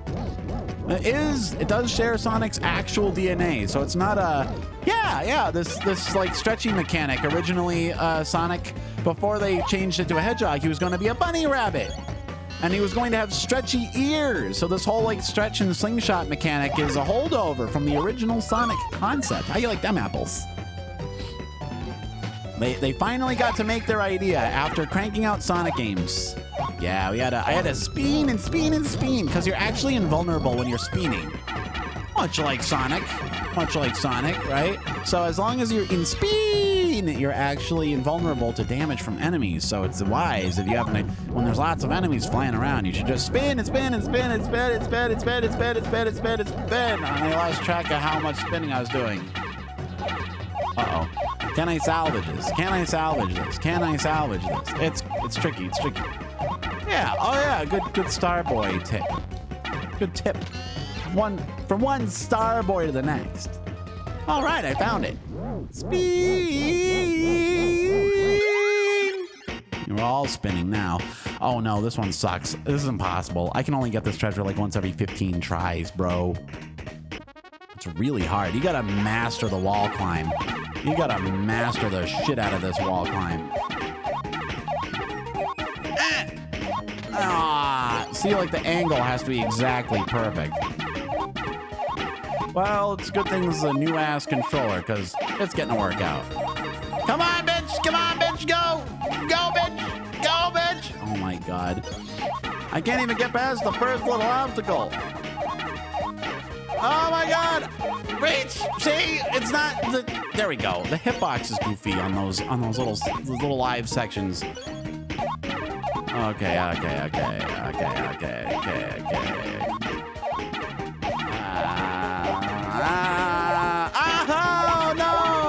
No. Yeah, it's like, I mean, it makes sense.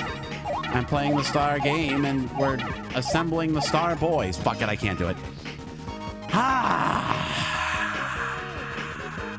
The music doesn't even speed up correctly at the right time. Well, at least it cured my speen. This is like the Sega Genesis, the video game. This is the Sega Genesis video game. They finally made a video game about the Sega Genesis. Isn't that crazy? It's about time.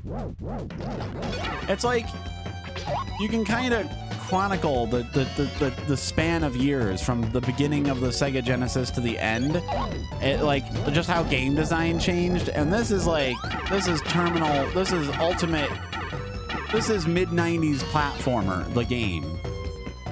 Why did it let me loop back? Why am I just looping back to where I just was? Why did it give me that option? What the heck? What kind of goofball design is that? I had to go out of my way to do that to myself. Oh, here we go. Here we go. Snow jelly. Snow jelly is a goo. We're all goo here. It's all stars and goo. Stars and goo. Star jelly. Wow. Check this out. I like this. This is clever. You can see them throwing stuff at you in the monitors, and you can time your jumps to it. I can't believe they... Now, that's Capcom-y. That is a very Resident Evil type of thing to happen. Was this game influenced by things? The stars are out. It's a good night for stargazing. Dude, I've seen a few shooting-ass stars lately, too. I've gotten lucky. I saw a satellite flare as well. I didn't know what the hell it was. I never saw it before. I had to look it up. Thank you, Professor Google, for keeping me from becoming superstitious, because my only other option would be to believe that I have witnessed a spiritual event in the night sky. I thought it was a supernova or something, because I've never seen like a point of light in the sky that just gets big and then it gets small and burns away. I thought, like, did something explode out there? Possibly. Most likely, just something caught a beam of sunlight and shone it right into my face. Yeah, it's so... Oh, this is very Gunstar Heroes-y too, isn't it? It's in that. It's a contemporary. RISTAR and Gunstar Heroes hung out at a lot of parties back in the day, I'll have you know. There were some crazy stories. I can tell you some crazy-ass stories. RISTAR, the Gunstar Heroes, DECAP Attack, all hanging out with Ms. Pac-Man, bro. Why the hell is Ms. Pac-Man such a ubiquitous game on the Sega Genesis, may I ask? Does anyone know the dirt on that? I know that Ms. Pac-Man originated as some kind of bootleg, like ROM hack made by college students in like 1982. Unbelievable! Why did it get re-released on the Genesis like 12 years later, and why is that always a game? Whenever you see a collection of Genesis cartridges, you bet your ass Ms. Pac-Man is in their number. Always. It was an old game by that point. God damn, did you hear that sound effect? Wasn't that the best? Wasn't it just the best? One problem with a lot of re-releases, though, is that they don't emulate the sound chip just right. The Genesis has that weird Yamaha sound chip, and it makes these unique sounds. And it's very easy to screw them up in re-releases. You gotta get that YZ emulator, man. You gotta get that Yamaha. You gotta get that Yamaha magic.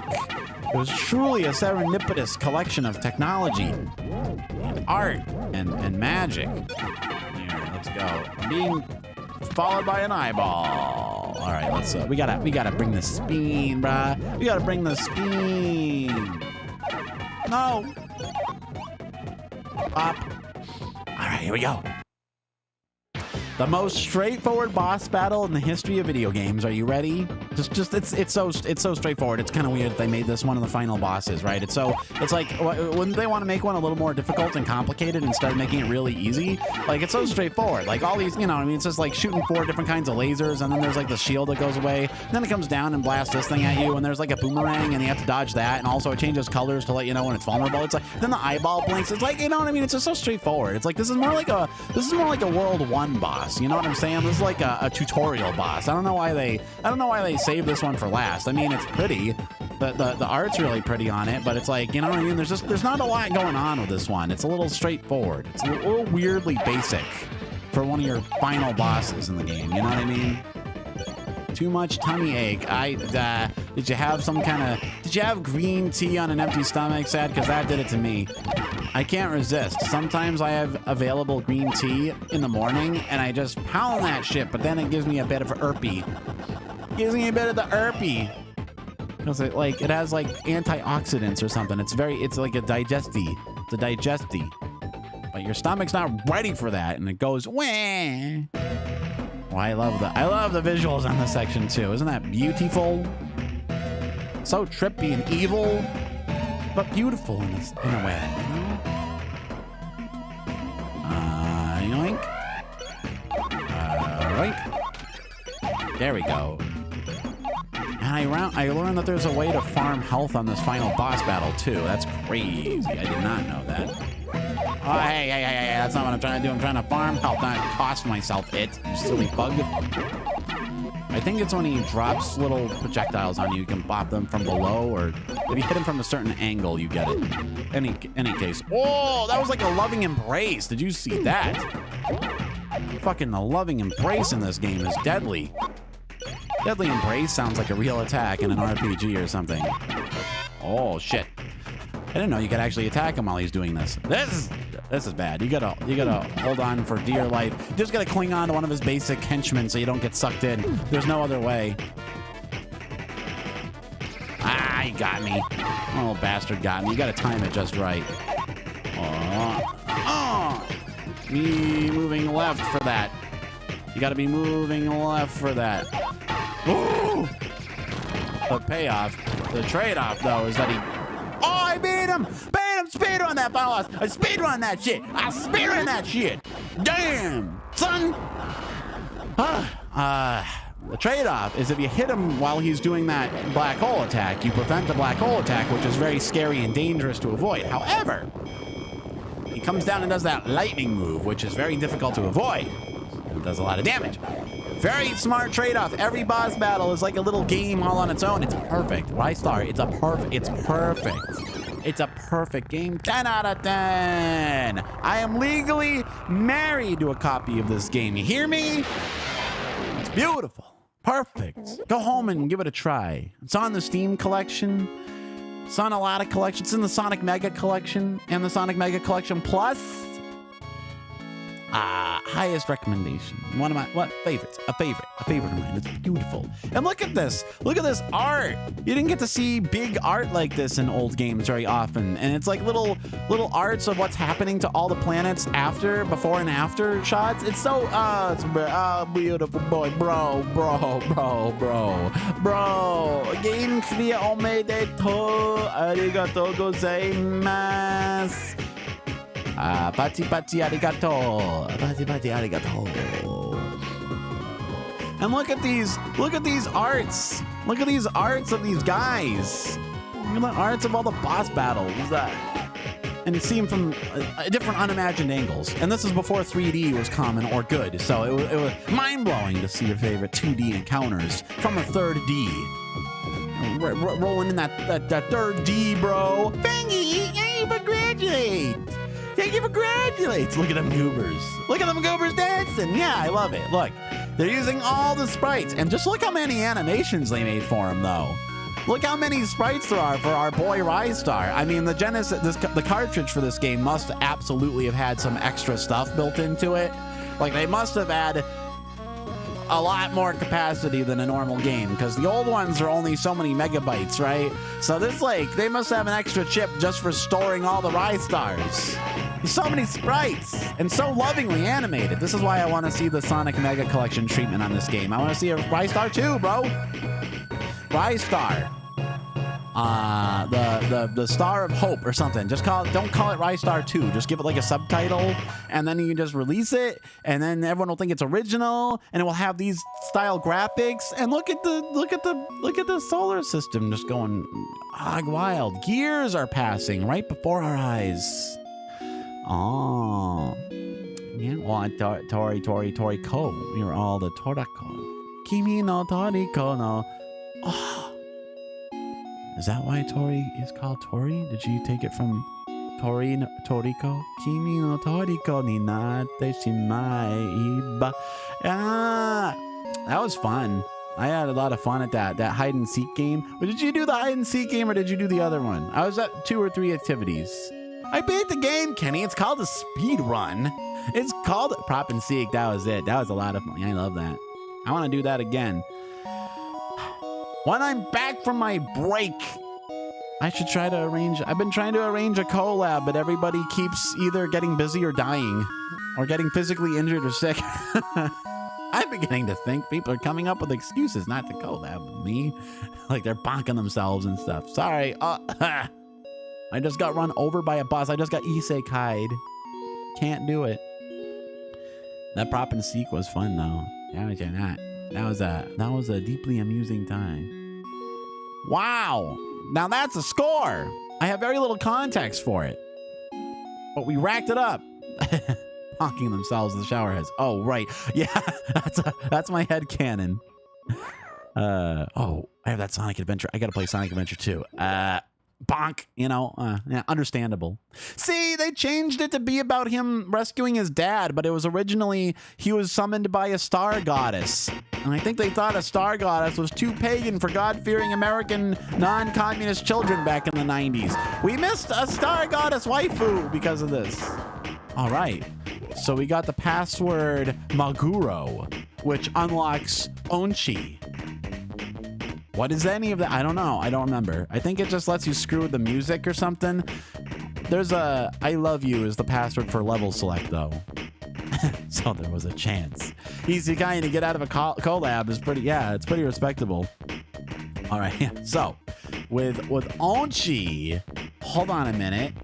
I'm gonna freshen up my tea real quick, and then we go on to my second brilliant double feature. I guess this is decent enough. I don't know. I think Onchi, if I recall correctly, it's some kind of weird, like, it's a cheat you unlock where you can make the music warble or something like that. The music will go like, you know. Well, I'll be back in just one moment.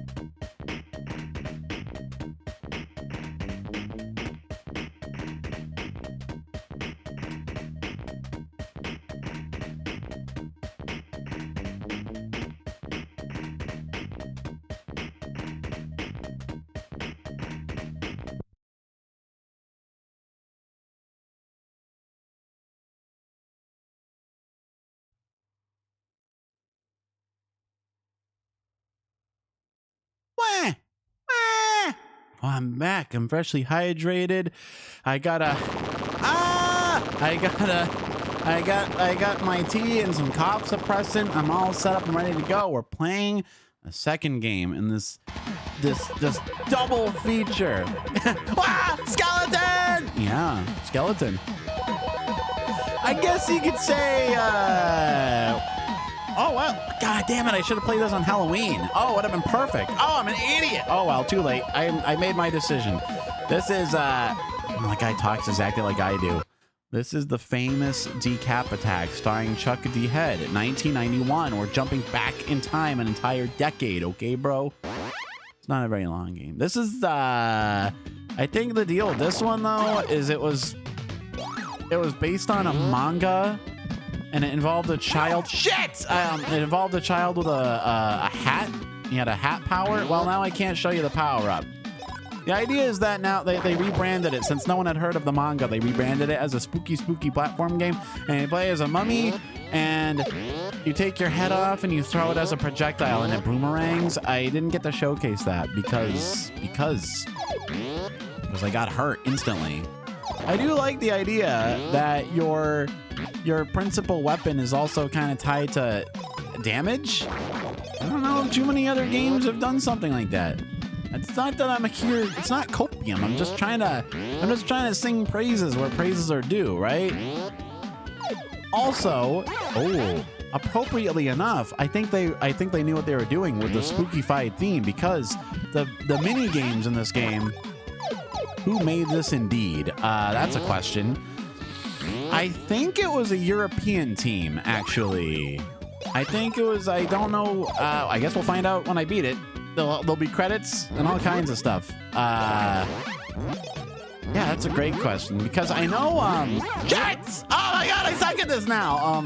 I know it had like a comic book in the UK.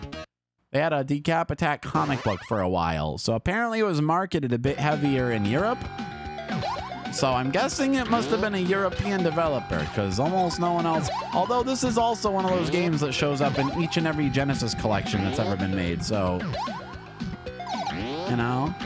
But you know, I dig the aesthetics. It's clean. I like that it has kind of a progressing visual element, right? Like the background's different now that we're going up, so you can kind of see a bird's eye view of the landscape below. It's, you know, we're traversing an island. That's a typical idea. Oh, you know, and it kind of tries to do its own thing.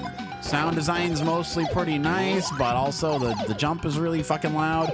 It does kind of remind me of Bonk a little. Yeah, probably because of the head theme. Adventure Island, is that the one with the rainbows? Am I thinking of the correct retro video game? Or am I outing myself as a charlatan and a fraudster? At long last, I mean, that happens at least once a month. Oh my god, the monthly outing of OkAs as a know-nothing fraudster charlatan. And then everyone gathers around and hoots and hollers and points. Damn, man, I can't keep my head on straight. I think that's the one guy, the one with the guy on the skateboard? Adventure Island is a dude with a skateboard? Or a skeleton board? I don't know. You gotta get this treasure to progress. The third act of each stage, you need to have a key item or you can't get through. Oh, what am I thinking of? It's another Sega game. There's a damn, I'm trying to think of it, but it's like you throw a rainbow and you can walk up the rainbow, and that's the central mechanic. It's just like a really straightforward platforming game, but it's about arcing rainbows at things. Also, the rainbow destroys enemies. It casts and it rends in twain all who would stand before you in spite of your journey, you know? That sounds kind of cute. Yeah. But I mean, like, it's sort of a mix of like different cultural interpretations of a rainbow, you know? Like how in Africa, the rainbows are seen as like a death beam from the gods, and they're like a bridge to the afterlife in Hawaii, and miscellany, you know what I mean? And other suches and so forth. Oh my, oh no. So, you know, I forget what it is. It sounds like it should be called Adventure Island. The Konami game for the NES where you play as a baby. Was there? You mean Metal Gear? Are you talking about Metal Gear? I think you throw rainbows in that. Oh, the one I know is on the Genesis and might be also an arcade game, but then again, it could easily be an NES classic as well. Why not? See how much easier it gets with the head? Because you can just... Oh, shit! Oh, no! As soon as I said that, I forgot how icy the controls are, even on plain ground. Well, anyway, I whittled down the boss a great deal using the head. So if you land the head on something, it just sits there and passively does damage. It takes a little bit of doing, because you can't get hurt. But, I mean, it's a neat idea. I like that. I like the idea of having a super weapon that is contingent on not getting hurt, and then if you get hurt, you'll lose your super weapon. So it's kind of like it makes it easier in the short term, but you also gotta like know what you're doing to get to use it, right? Do that with a 3D action game. Do that with like Nier. Yeah, you're good. You know, and oh, and appropriately enough, the mini game is Ghost Leg. Right? It's a spooky skeleton game, and the mini game is it's Ghost Leg. Ghost Leg. Oh, you know what? Oh, at least if he goes in the lucky, you get as many extra lives as the guys that walk in. So that's the idea. So the more gold coins you collect during the levels proper, the more chances you get to put guys on the Ghost Leg board, and then you get to try to get free stuff, you know, lives and whatnot. Elbow Island. Get it? Because... Oh, no, bro. Because now we were on the chest. We're on the booba region. I choose to interpret this as a girl's skeleton. So, you know. Now it's, now we have to fix the arm. And there'll be an assortment of other related skeletons. We gotta fix the skeleton. That's the objective of the game. If the skeleton doesn't get fixed, why? I shudder to think what will happen. There'll be a bone to pick. Oh, I did see the Borgar fittingly posted in the Chisu Discord. It was a very high quality Chisu Borgar. Boy, that was such a fortuitous pun. Just she could be a burger anytime she wanted. I remember Bao had a Smash or Pass stream once, and Chisu got called out on that one. She agreed to Smash when she saw the Borgar. And of course, by that they meant, you know, play Smash Brothers. This game, yeah. It is a kingly burger. It deserves to be known far and wide. I agree and appreciate this. Oh, double kill. All right. I like how just not intimidating the music is for a world of horror and monsters. Also, I like that otters are one of the monsters. I assume some of the sprites are holdovers from the original game, whatever it was. So some of them are horror themed. There's like little gremlins, and jellyfish are pretty spooky, I guess. But then you also just have very cute otter creatures. They're just chilling. They're just little guys. They don't mean no harm. They're just in our way, I'm afraid. Wow. Let's see. Oh no, I buried the lead. Wow. Okay. It's no blast processing, but it gets the job done. This also looks very Genesis-y. The graphics aren't anything amazing, but they look distinctive, right? Like it's got kind of a style. It's nice. It's nice that they got style. A lot of games from this era don't really have what you would call style. I'm talking about you, eSWAT. I'm talking about you, Flashback. The Quest for Identity. I don't know why Yahtzee loves that game so much. I tried to play it. It's really unintuitive. It's really complex. Oh, check this out. Pop this one open, and there's a little guy. There's a little guy. All the extra lives take the form of a little guy. A little one of you running around. Oh, I have to post something in the food channel as well, Saddest. I'm forgoing all kinds of important things. Man, I'm negligent. I've been negligent in my duties. I got an Azuki waffle wrap thing. Son of a 10,000 bastards today. I mean, I'm just pulling 1,000. TurboGrafx 16. Oh, that's right. It's classic. Very early 90s. It's the most early 90s looking game. This is probably one of the last like Genesis games before Sonic. This is one of the last BSE, the before Sonic era. Isn't it crazy to think that the Sega 16-bit was out for years without a Sonic? And then, in fact, I think the Dreamcast is the only Sega system ever to launch with a Sonic. When you think about it. And that's the system that died when you think about it. Isn't that just like, you know, is a coincidence? Yeah. No real graceful way to get through all this. So we're going to have to dip into our items. There's items, actually, when you think about it. I haven't used one yet because I'm stockpiling them for later. I'm going to need their help when it gets harder. Fuck! And as you can see, I'm already having enough problems as it is with the easy mode. Yeah, I just always assumed Sonic was there from the beginning, but it wasn't. He was a Johnny-come-lately. They were like, no Sonic. No Sonic. No Sonic. All right. And I also love how the jellyfish, well, clearly they're not jellyfish because they got bones in them. Just two femurs. Just two cartoon femurs. I found out that the meme, speaking of femurs, because the plot of that Daffy Duck cartoon I'm fixated on is that a mad scientist wants to steal his bones for some reason. And it has that funny Peter Lorre guy menacing his dog because he thinks the dog hit him with a bat for no reason.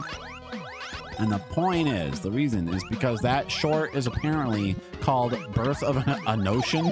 I'm like, why in the hell do they call it that? And there we go. I just skipped the boss, by the way. We just skipped the World 2 boss. It's a shame because it's a really cool boss, but I mean, time is money, friends, and we're almost flat broke. And this is a speed run. And if there's an opportunity to circumvent an entire boss battle, well, you gotta take it. You gotta do it. You gotta do it. It's important. It's how speed running works. All right, let's yoink, yoink. Damn, it's always one life. Always one life. Always one life. And I don't think any of them are gonna land on it anyway, so it doesn't matter. Fuck them. Still, items. Potions. I'm gonna use up some potions. Potions are highly useful, particularly in the later worlds when it starts to get kind of crazy. It'll help me with my my speedrun tactics if I can have some temporary power-ups that will destroy. Oh, cool, an auto-scrolling level. I forgot. Yeah, very distinctive. Oh, maybe this. Maybe playing this as a kid is part of what made me have this weird fixation on totem poles. You think? I'm always like flash fictioning things turning into or being involved with evil totem poles, and maybe this had something to do with it. I wonder how many I wonder how much the culture has changed on account of video games being the semiotic introduction of various concepts to supple young minds. They thought it was the violence. They were looking out for the violence. They weren't looking out for the just cultural reinterpretings, you know? Ah, here it is. Okay, all right. I'm gonna get caught and die horribly. Oh no, a gold coin! I admit.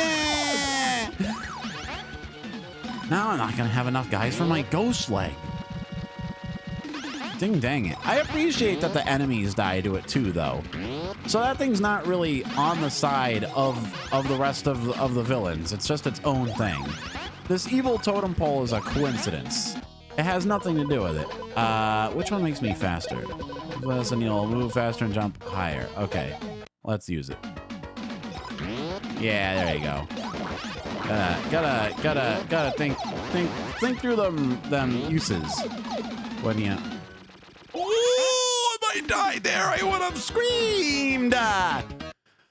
It's not obvious, but most surfaces you kind of slip, except for like the sandy, loamy ones, and then you have grip. You slip, and then you have grip. And every like third statue has a goddamn ghost in it. Which isn't such an issue. This is kind of like, I mean, I played Phasmophobia, but damn, it's like, I just want power-ups. I'm obliged to search statues because otherwise they got ghosts in it. If they made a sequel to this for some addle-pated reason, I mean, they're rebooting everything, but how about one of the power-ups lets you see ghosts in a statue before you pop open the statue? Think of that. I also like how the spring pads are just little duplicates of your skull. I don't know why. Ah, bro. So, we're starting spooky season a little soon here. I was hoping to play Silent Hill 4 for Halloween, but... Oh no, why did I do that? Well, the real usefulness of the head is over, though. I don't need it for a while. I won't be needing it. I won't be needing it for a short time. Man, after playing RISTAR, I'm adapting to the comparatively clumsy jumping mechanics of this, where it incentivizes you to be just so spot-on accurate with your wall bouncing. And this has no wall bouncing. They did not have that technology yet. This is probably an OG... Uh-oh. This is probably an... Oh my god, that bird almost spawned directly on my ass. Oh my god, that would have been tragic. Alright, I took a risk. And it paid off. Another gold coin. I love those just glass containers. They look like ant farms. You know what I'm saying? They just look weird. It's fun that they bothered to draw the glass container that the floating sand platforms are in. Right? They didn't they could have just made a floating platform and we wouldn't have questioned it. It doesn't clarify at all what's going on with that. It doesn't make it more logical. It's just a nice little attention to detail. You know what I'm saying? I imagine some pixel artists had some fun. Imagine pixel artists were like, yeah, let's have some fun with this one. I gotta make a platform. I'm gonna put it in a glass container. God damn you, man! Fall! Do what life is telling me to do at all times. So where do we go now? Where do we go now, smart guy? And I like the werewolves just sort of move. You found the clip. Oh, you found the clip of the shout out. All right, I'm fascinated. I'm interested. Color me interested. Color me straight up interested. Oh, these damn things. These little pervo fish. They take 2 hits. Now they're really upping the ante. All right. I'm gonna have to use a particular power up here, and it'll really show. It'll show that the Genesis graphics processor is really being put through its paces from the beginning. All right, I'm all healed up. Feeling pretty good about that. Power up to complete this level seems to just be a bundle of flowers or something. The last one was a magic book. And now the only way to get out of here without getting hurt is going to be to use my screen-filling wibblo-wobblo kill-it-all move. At least they have the courtesy not to give him an air meter or something, right? It's like, you just stay under. I mean, he's a mummy. I don't think he needs to respirate, or he can absorb oxygen through his, you know, his corpse flesh. You know, it makes sense. He's got abilities. He's an ability man. You don't need to question it. You just have to accept it. All right, hold on. Okay. I think canonically all the monsters were created by the same guy that made you, and they've been co-opted.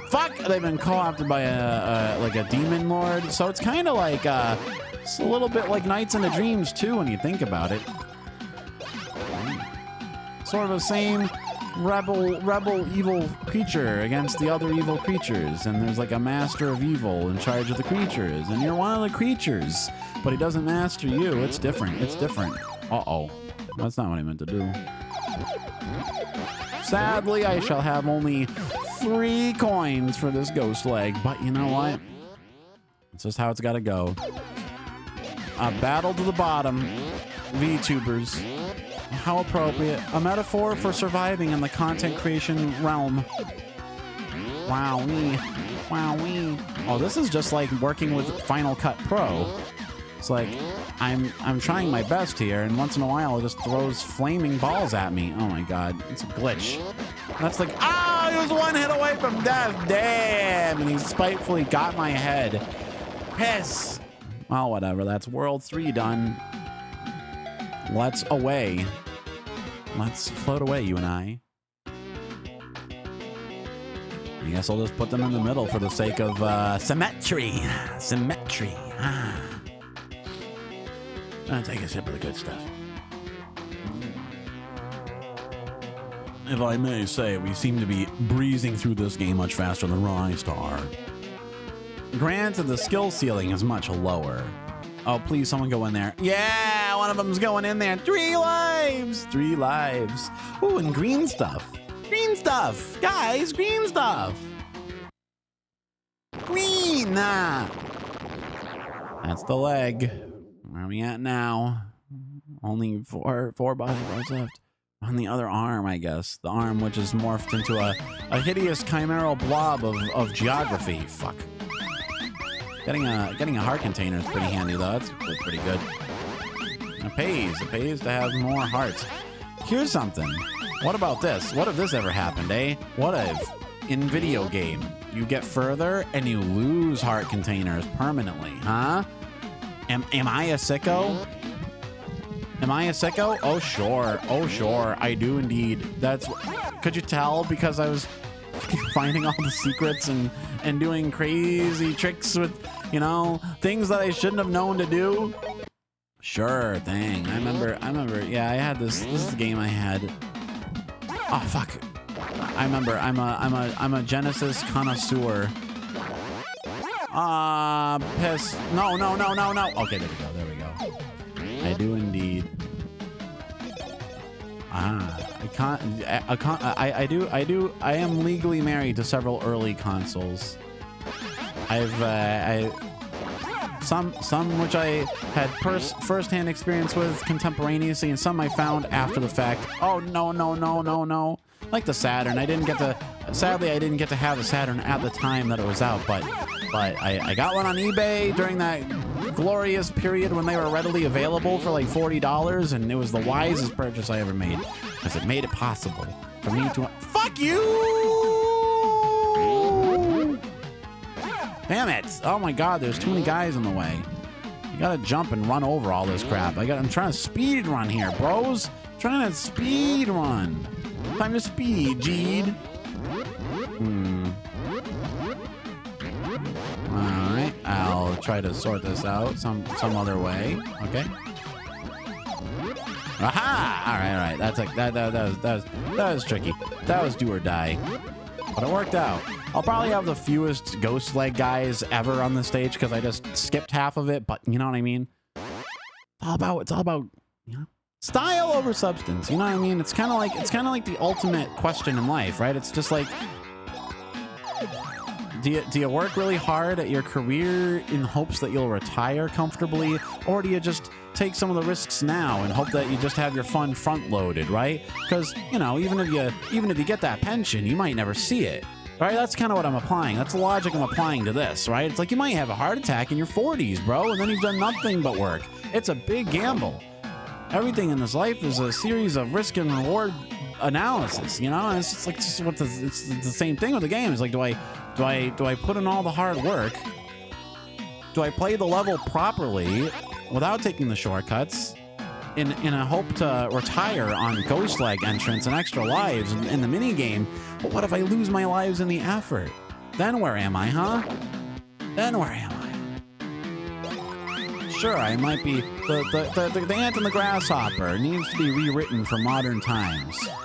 The original story was warning kids against indolence in times of extreme privation, but this is not what we're talking about. We're talking about modern times. We're not as resource poor as once our ancestors were. Now we're dealing with like trouble, you know, spiritual like free fall, you know what I mean? We're dealing with existentiality and whatnot.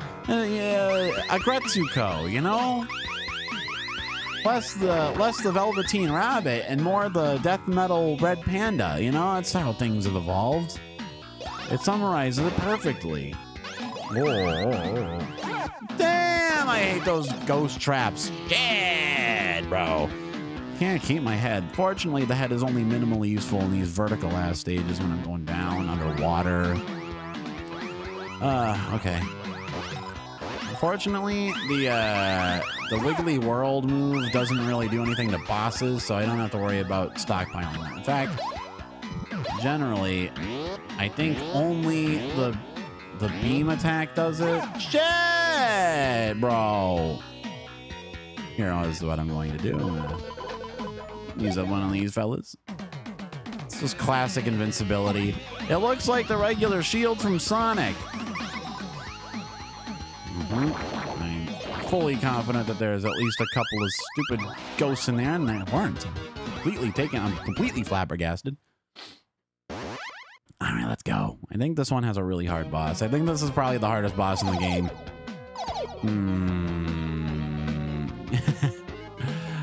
Goof up walls. Yeah, man. It's like wall goofing. It's wall goofing night. Maybe that's why I subconsciously wanted to play both of them. I knew it was time. No, I knew it was time to goof walls. Also, this one has a... This one... Damn it, I didn't mean to open up the menu. I like that they went out of their way to make a creative and strange item menu, though. Like, you're talking to mad scientists who hook you up. Damn, they're really going hardcore with ghost shit all of a sudden. Damn, player. All right. I guess it makes sense that more and more of the item boxes will actually be traps as you get into harder territory, huh? If you bounce this pole up your butt, you get health back. I don't know what the message they're sending is, but just keep that in mind. I like how the music for the boss realms get more intimidating too. It's like they know. It's like, no, they know the game's getting harder. All right. I believe the treasure is down here. Yeah, this would involve quite a bit of backtracking if you didn't know. Just have to look all. Even if you beat the boss, you can't leave the act unless you have unless you're equipped with the treasure. Some insane foreshadowing of gaming to come.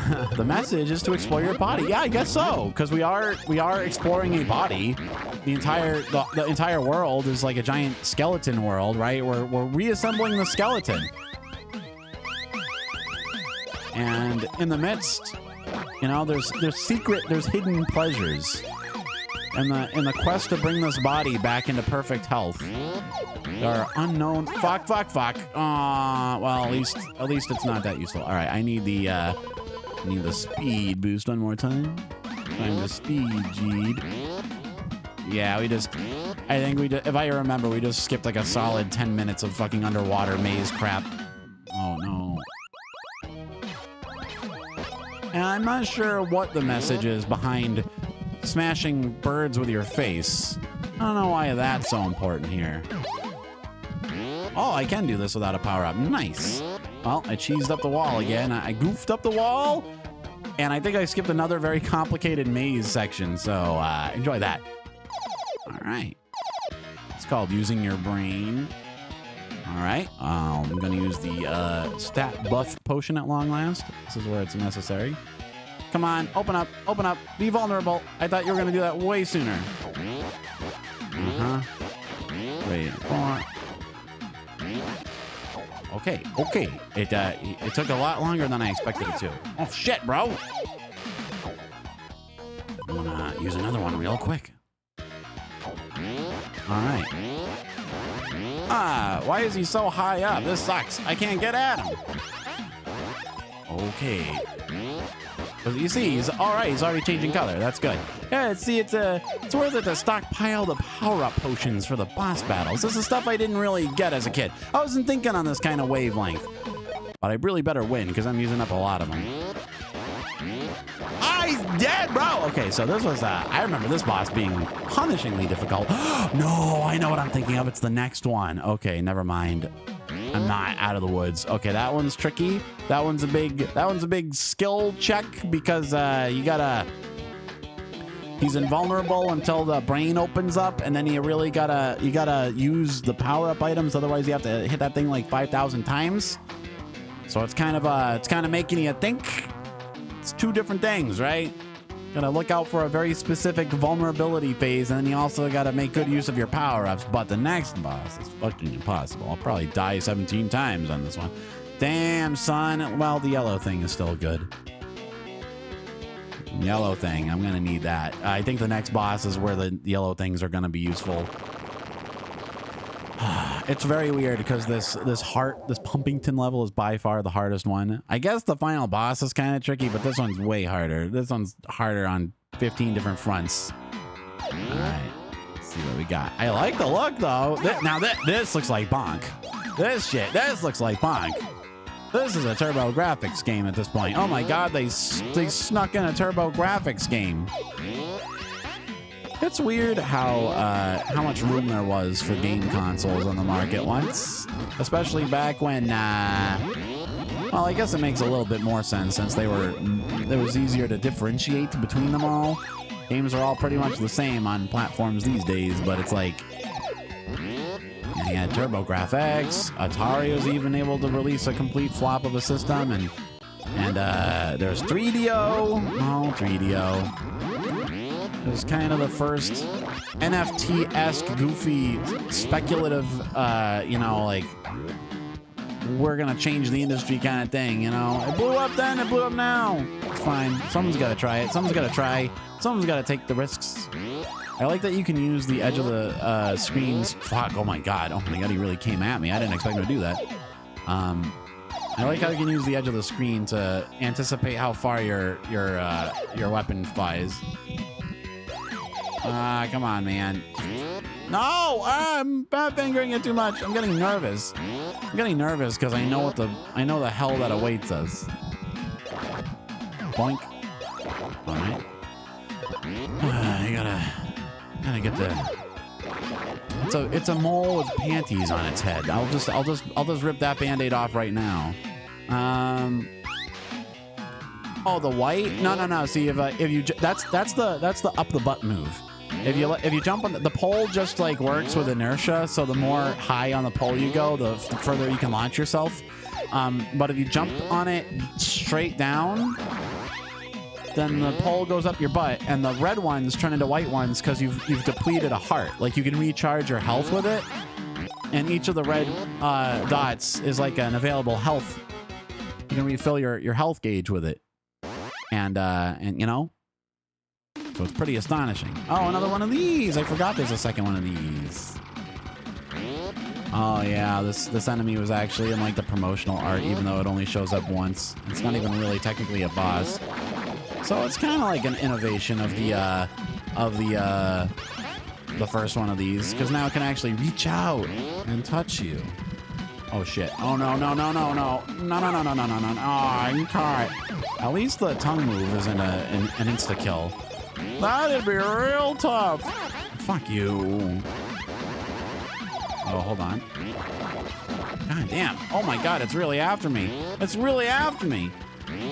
You mean the computer crashed or you? Damn, I'm really getting... It's like me running from tech problems. This is a symbol. This is symbolism. At least I'm staying high up. At least the high altitude path is... Oh, God, no. Oh, I'm trapped. I'm trapped. Okay. I missed the ghost. I missed the head. No, at least I got some ghost leg coins. Yeah, I'm not coming out of this thing completely screwed.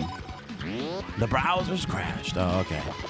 It's fine. It's typical TechNet problems. It's appropriate. It's appropriate that you had the tech problems and you came back at the part of the game that most symbolizes tech problems. So I wonder whatever becomes of that robot machine. I guess it's still just running to this very day. Decades later, it's just out there someplace. Oh, nothing but a power up. All right, World 5-3.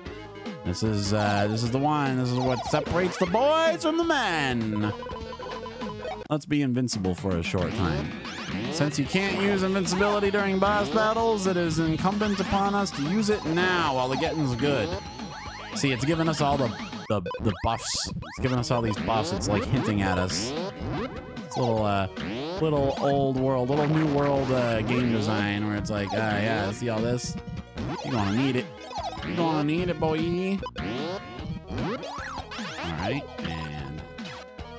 and there's some old world game design where it's like, here's some enemies respawning in 2 seconds. Here's some enemies respawning instantly after you just killed them. Oh god, I missed them. I missed both of them. This is too much like Splatoon. Come back. I don't know how I would deal with this without the head. I'd have to start dipping into my precious potion collection. My Watson concoctions. Oh god. Oh, I almost lost it. I almost lost it to a seal. A harmless harbor seal. There we go. There we go. We doing it. What's that? Oh yeah, there's a treasure too. Shit. Only I forgot. I forgot entirely. How am I supposed to backtrack and look for treasure on this map? It's nothing but lava as far as the eye can see. It must be someplace accessible. Oh, there it is. This, oh, it's a microscope. I always thought it looked like a... I thought it looked like a skate, like an ice skating blade or something. It's a microscope. I get it now. Not that that makes any less sense, but... Alright. Alright, here we go. Okay, I'm gonna try this. It's a pain in the ass too because the guy can go away. He can. It's so hard to predict that arc, man. I need to use the stat buff thing. I'm gonna use another one. I'm really dipping into my potions though, bro. I'm dipping into my stash here, bro. Oh god, I don't know how to dodge that. That's the problem. That's the problem. Okay, and he's not even going that fast, so he's not that hurt. I hope I'm not burning through these prematurely. Oh! Oh, if he's pushed back when he throws, it's good. Okay. Well, come on, he threw that like in one fucking... He threw that like an inch away, and instantly. How could I possibly avoid that? Okay, I'm gonna drink. I'm gonna be down to my bottom potion here. Bullshit, bro. There's no way I could avoid that. Okay, I got 2 heads left. Okay, here's what I'm gonna start doing. Okay, dude. How can I possibly? Okay. I'm gonna die. Oh my god, no, I need to be ready before he even gets out of the ground. Okay. Okay, hold on, no. I'm gonna use the beam attack. Okay, I'm gonna try it.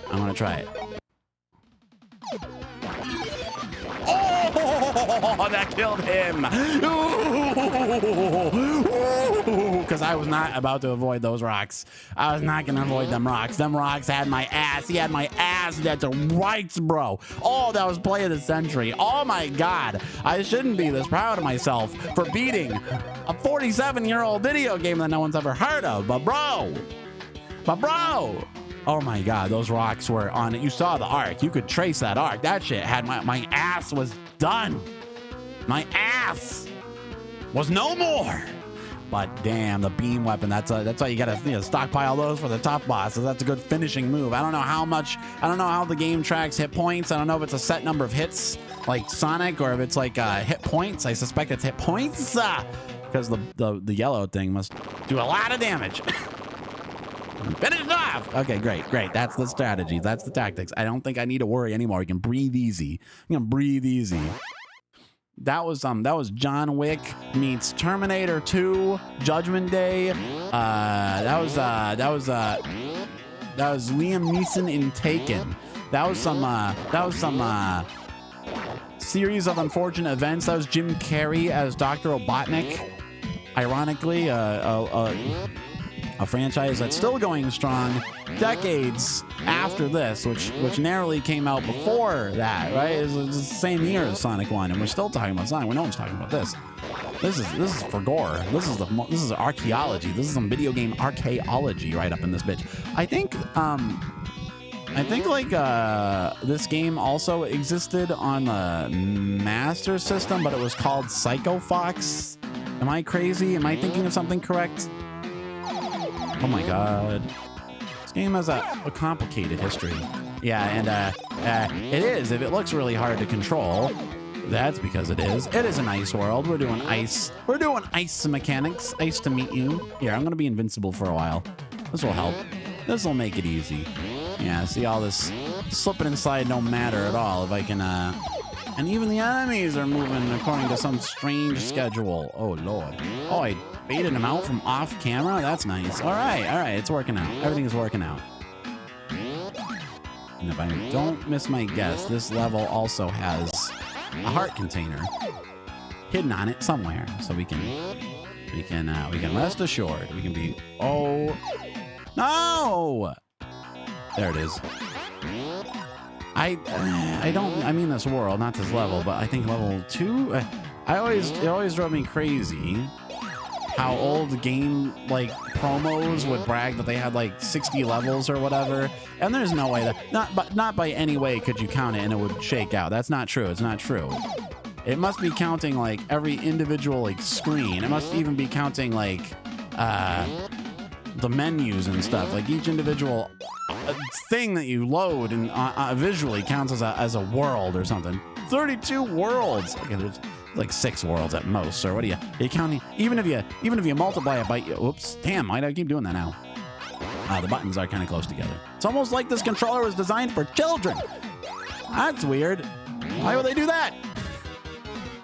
Buttons are so close together. It's so small. Like it's for tiny hands. I do have 11 lives. I think we're okay. The point isn't to work. I'm glad I did not need all 11 of them on that mole boss.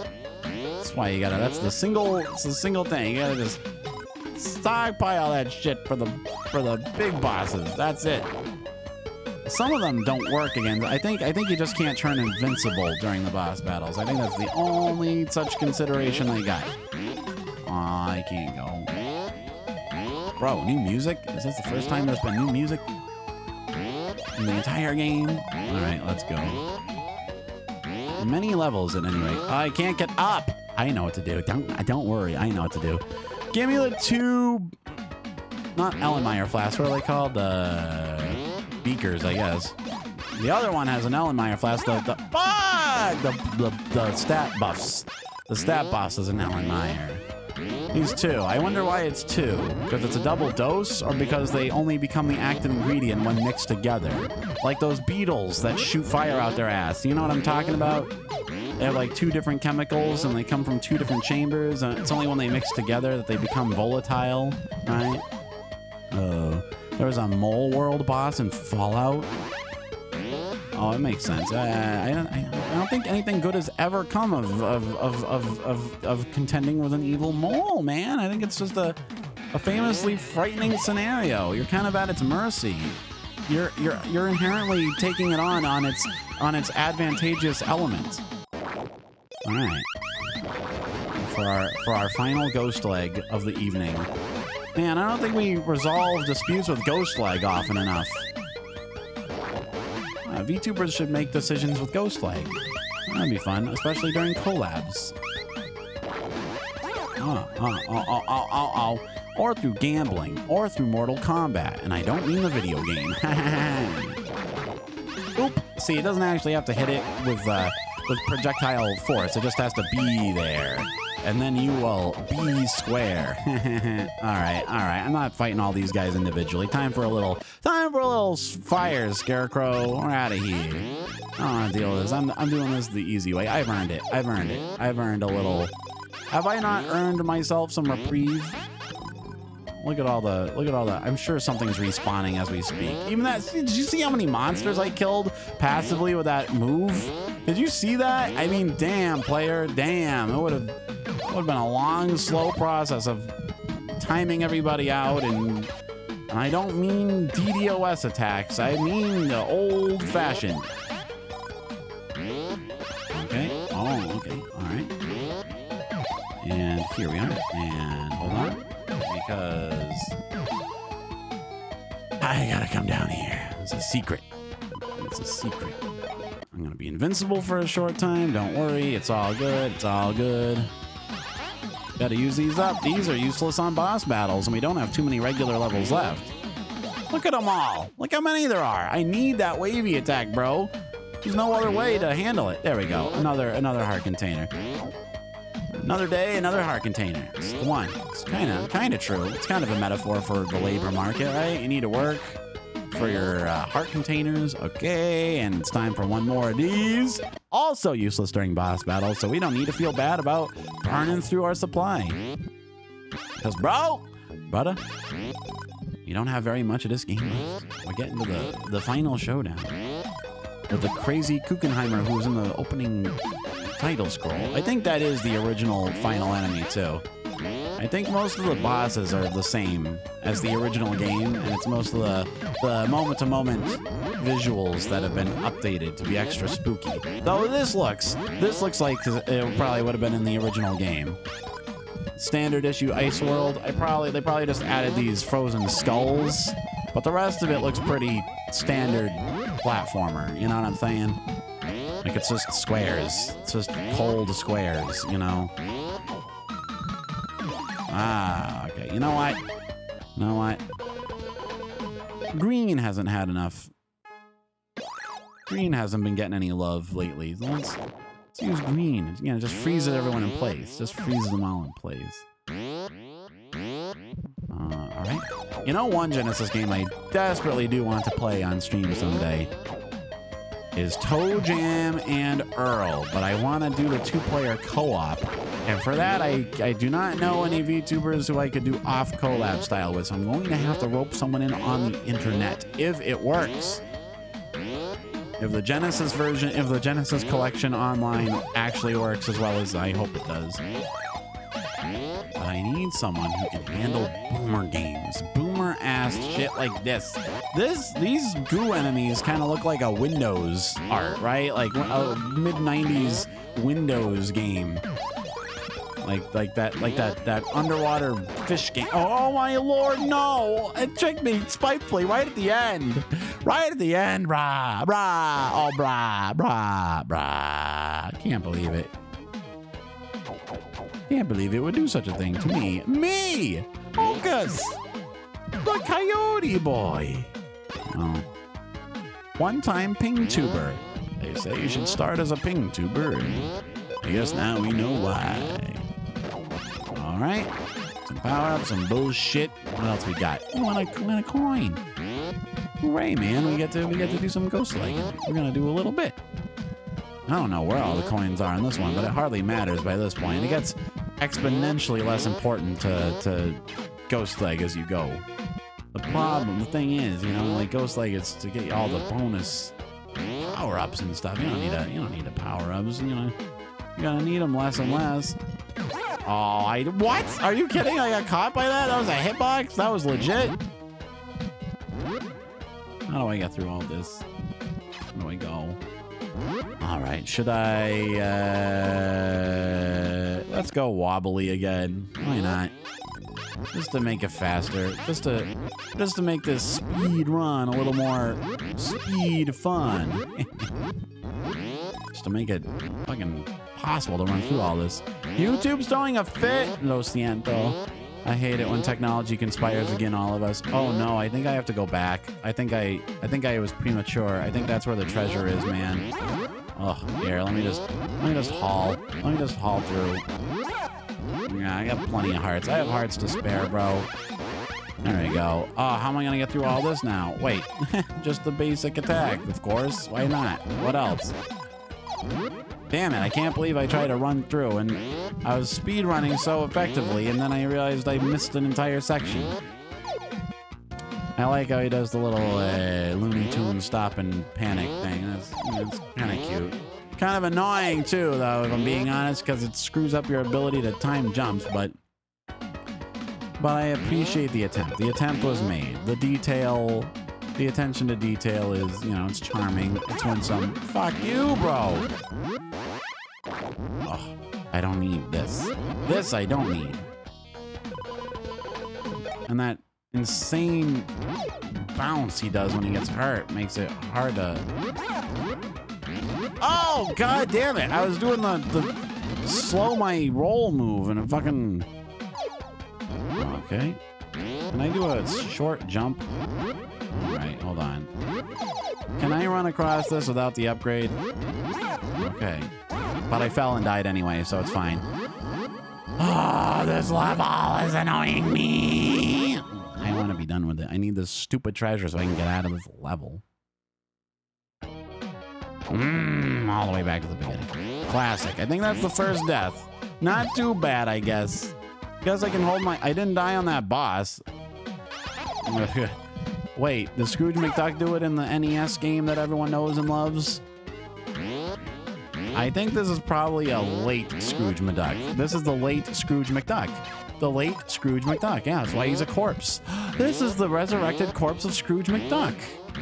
It all makes sense now. Check that out. We got lore. We got lore for DECAP attack. Oh my god, the little bridge parts remain gone. Oh no, bro. Okay, here's what I'm gonna do. This is gonna be invincible for this. Yeah. Classic Ninja Turtles trick. Classic Ninja Turtles trick. It wants you to jump, but you don't have to. In fact, you have to not. You have to not. Alright, we got that. We got that. Disney lore once again sneaking the games. The problem is, it's like, I wouldn't be surprised if we find out Disney does own DECAP attack at this point, right? It's like, hold on. All right, let's go. Invince. I am Invince. I have no time for this nonsense any longer. I will not brook this. I will brook this no more.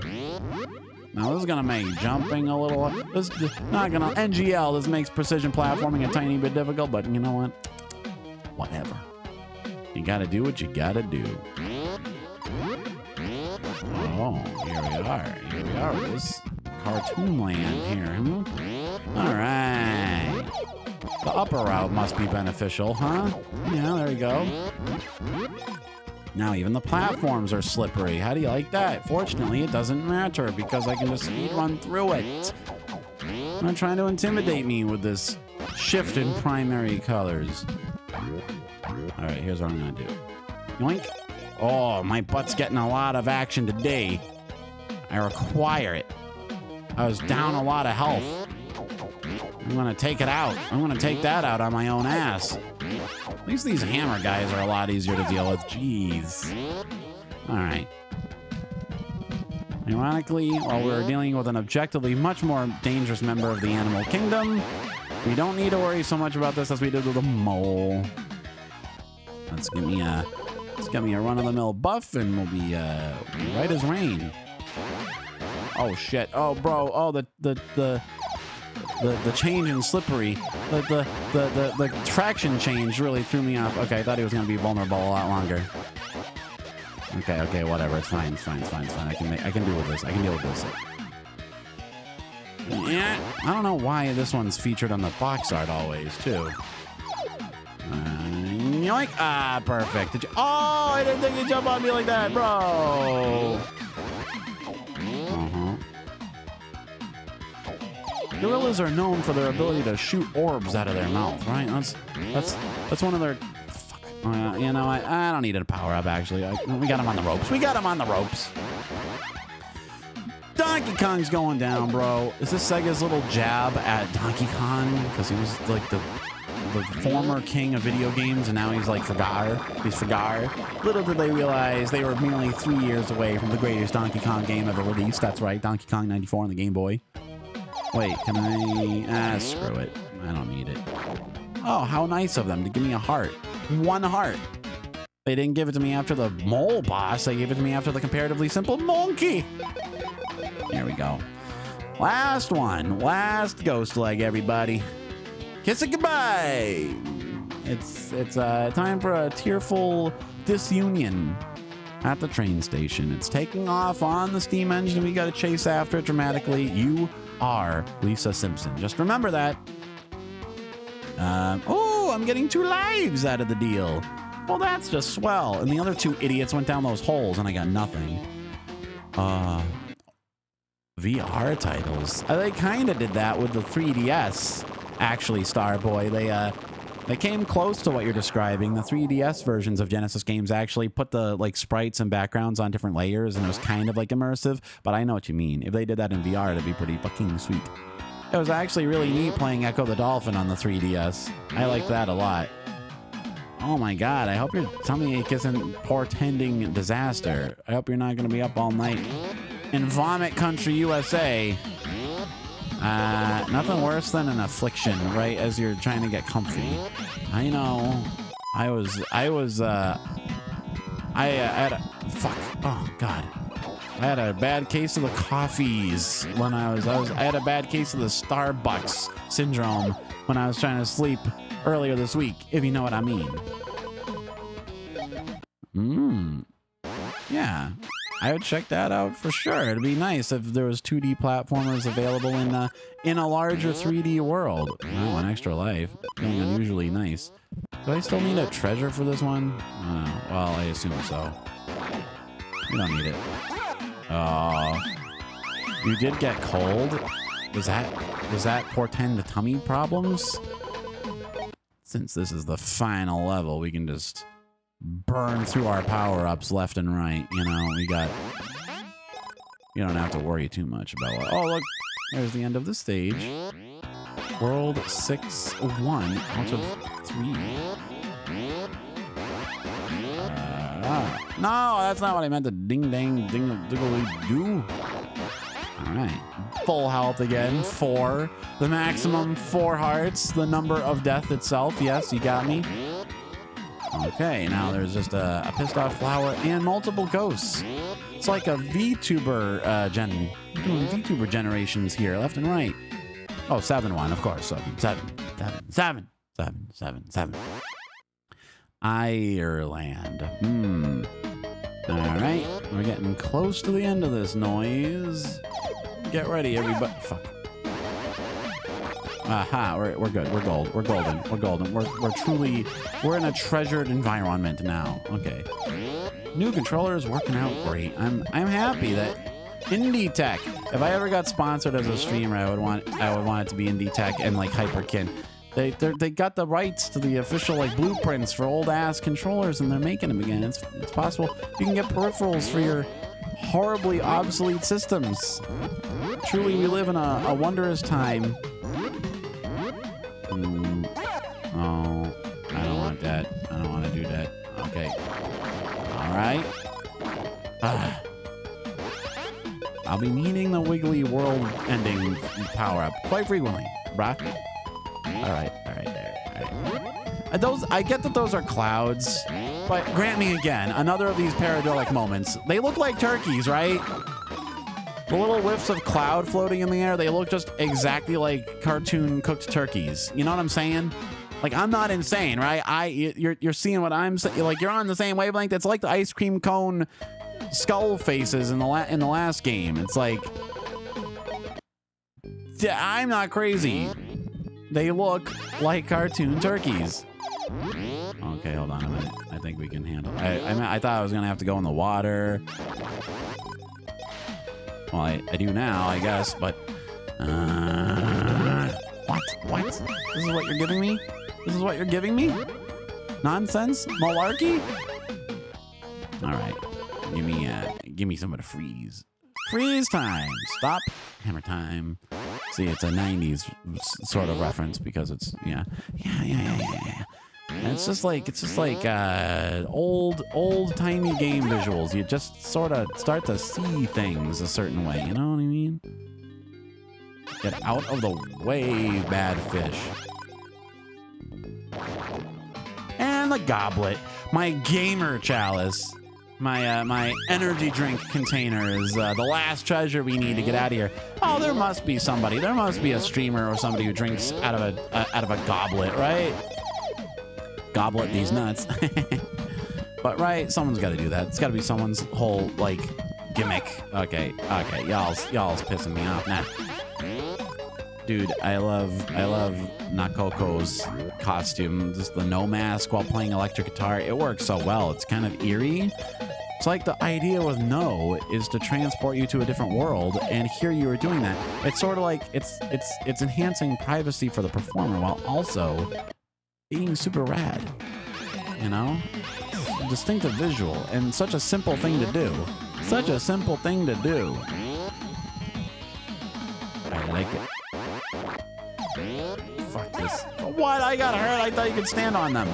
Thought their heads were safe zones.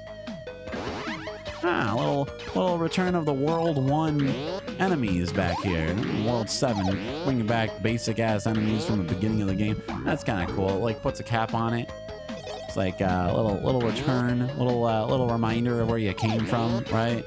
Just don't forget where you came from, you know? It's like the humble beginnings, the humblest of beginnings. Oh, there we go. All right. And jump. Jump. And... Get the Hammer Brothers. I was trying to time it specifically so I wouldn't have to deal with this shit.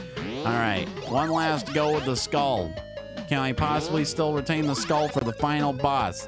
Are we coming up on it? Are we coming up on it now? Let's use up. Let's use them. Use them or lose them, man. All these super power-ups, man. It's coming up to the end of the game. No need to hold on to them now. No use holding on to them now. Oh, bro, we're here. Okay, never mind. Let's get them stat buffs, bro.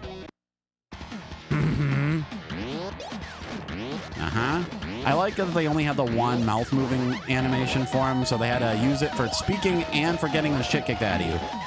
Ah, well, might as well. Might as well power up again. And I'm retaining those, uh-oh. Okay, got him. Gonna just farm these yellow guys at him. Okay, just use another one, why not? Been stockpiling them the whole game. Woohoo! Look at that, he's already hurt. He's changing colors and shit. Oh, did that? Oh, he hit me. All right. Again. He changes colors like every other time I manage to pop one. Oh wait, he's gonna do his little invisibility move, right? Okay, two things.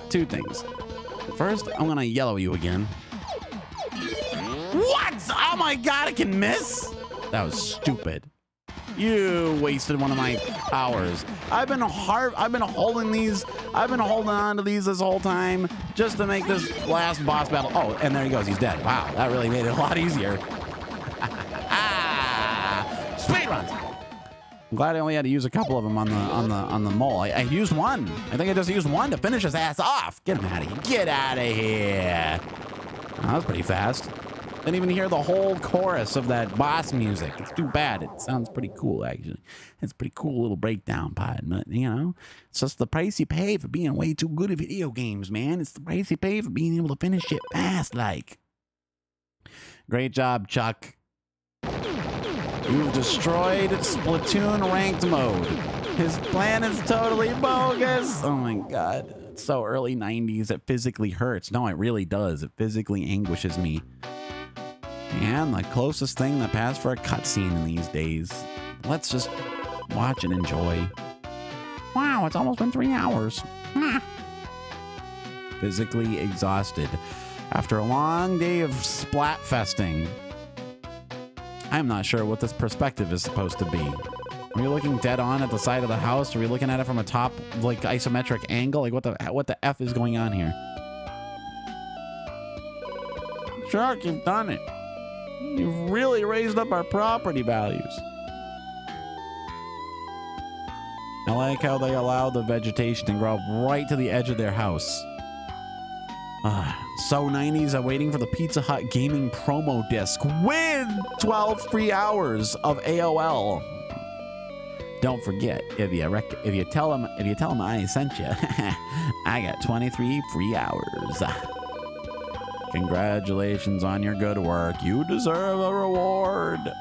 Wow, my good work of rationing my potion and gathering treasures and jumping all around. Oh, they're gonna build me new knees. After all that jumping, they're gonna make me new knees. Look at my knees. Look at my knees. I built all the pipe in this kingdom. We're almost finished. Bro, what's gonna happen to him? Oh, his limbs are gonna be so powerful. My god, they're making me naked. They're making me into a gimmick streamer. Oh my god, my eyeballs turned back into booba. Oh wait, twist. Those weren't eyes at all. Those are just booba. Black nipples. I wonder if anyone has those discs. Just a free lifetime of internet. Well, yeah, free. Oh, here's who made it. Here's who made the game. Dark Side Toshi. Oh, that your question is answered. Your question is answered here. Just look up Dark Side Toshi. Carrot Iwasawa. Damn. Named her kids Carrot. Buffoon Yamaguchi. Man, coming up with their novelty ass credits names. What do you want to be credited as? Oh, no one's gonna finish this game. Call me Buffoon. Kunoichi Kagawa. Tama-chan. Aw. Sound composer was Tama-chan. My eyes are down here. My eyes are up here. Yeah. Bigfoot made this game. Yeah. My eyes are up here. I understand. It's a perfectly understandable mistake to make. I understand why you think you're making eye contact with me, but in fact, you are staring directly at my exposed breasts, and that is kind of rude. You know? Well, kind of redefines the concept of eye contact. It's kind of eye contact I like, if you know what I mean. Rich Man must have been a sarcastic jab at their pay rate at whatever company made this. I choose to believe the End was also the name of somebody who worked on this game. So, just gonna draw Anime Girls Fallen Angel. That sounds like a fantastic use of time. If I could, I would. I have not learned to draw. Sadly, I am not drawing skilled. Maybe that should be my next character arc. I can just become an artist of anime girls. And I think of it, when the electricity goes off, you're gonna be powerful. You're gonna have, like, who holds all the cards when the power goes off, and you're the only one in town who can render booba at will. Pretty much an emperor at that point. You got all of it. You got all the cards, all the aces right in your own hand. Well, anyway, it's been almost 3 consecutive hours of speed running Genesis games. I feel like a Moriko Kyoho or something. I'm like a real life intense gamer streamer. Thank you everybody for dropping by. My eyeballs are boiled. My eyeballs are boiled, and my Genesis is probably getting pretty warm by now. So I'm delighted I'm pleased as punch. We got to share these storied classics with you, and we got to play RISTAR again for the first time in years, I tell you. So, yeah, good night, Yeah, you took the words right out of my mouth, which are fortunately attached to my face and not just south of my titty region. What did I during the last blackout? I couldn't sim race, so I drew Porsches. Yeah, there you go. There you go. Quite a skill. Drawing anime booba by the candlelight. How romantic. Anyway, I'll see everyone Saturday. Speaking of glimpses into the realm of beauty, I believe I'm overdue for a little time with Nikkei. We did the retro gaming. Now let's play hyper-modern, hyper-realistic gaming for a while, all right? Penultimate week before the break. Let's make sure to have as much fun as humanly possible in the meantime, okay? Yeah, all right. Mata yate kitara makoto ni arigato. Oyasumi nasai. Bye bye.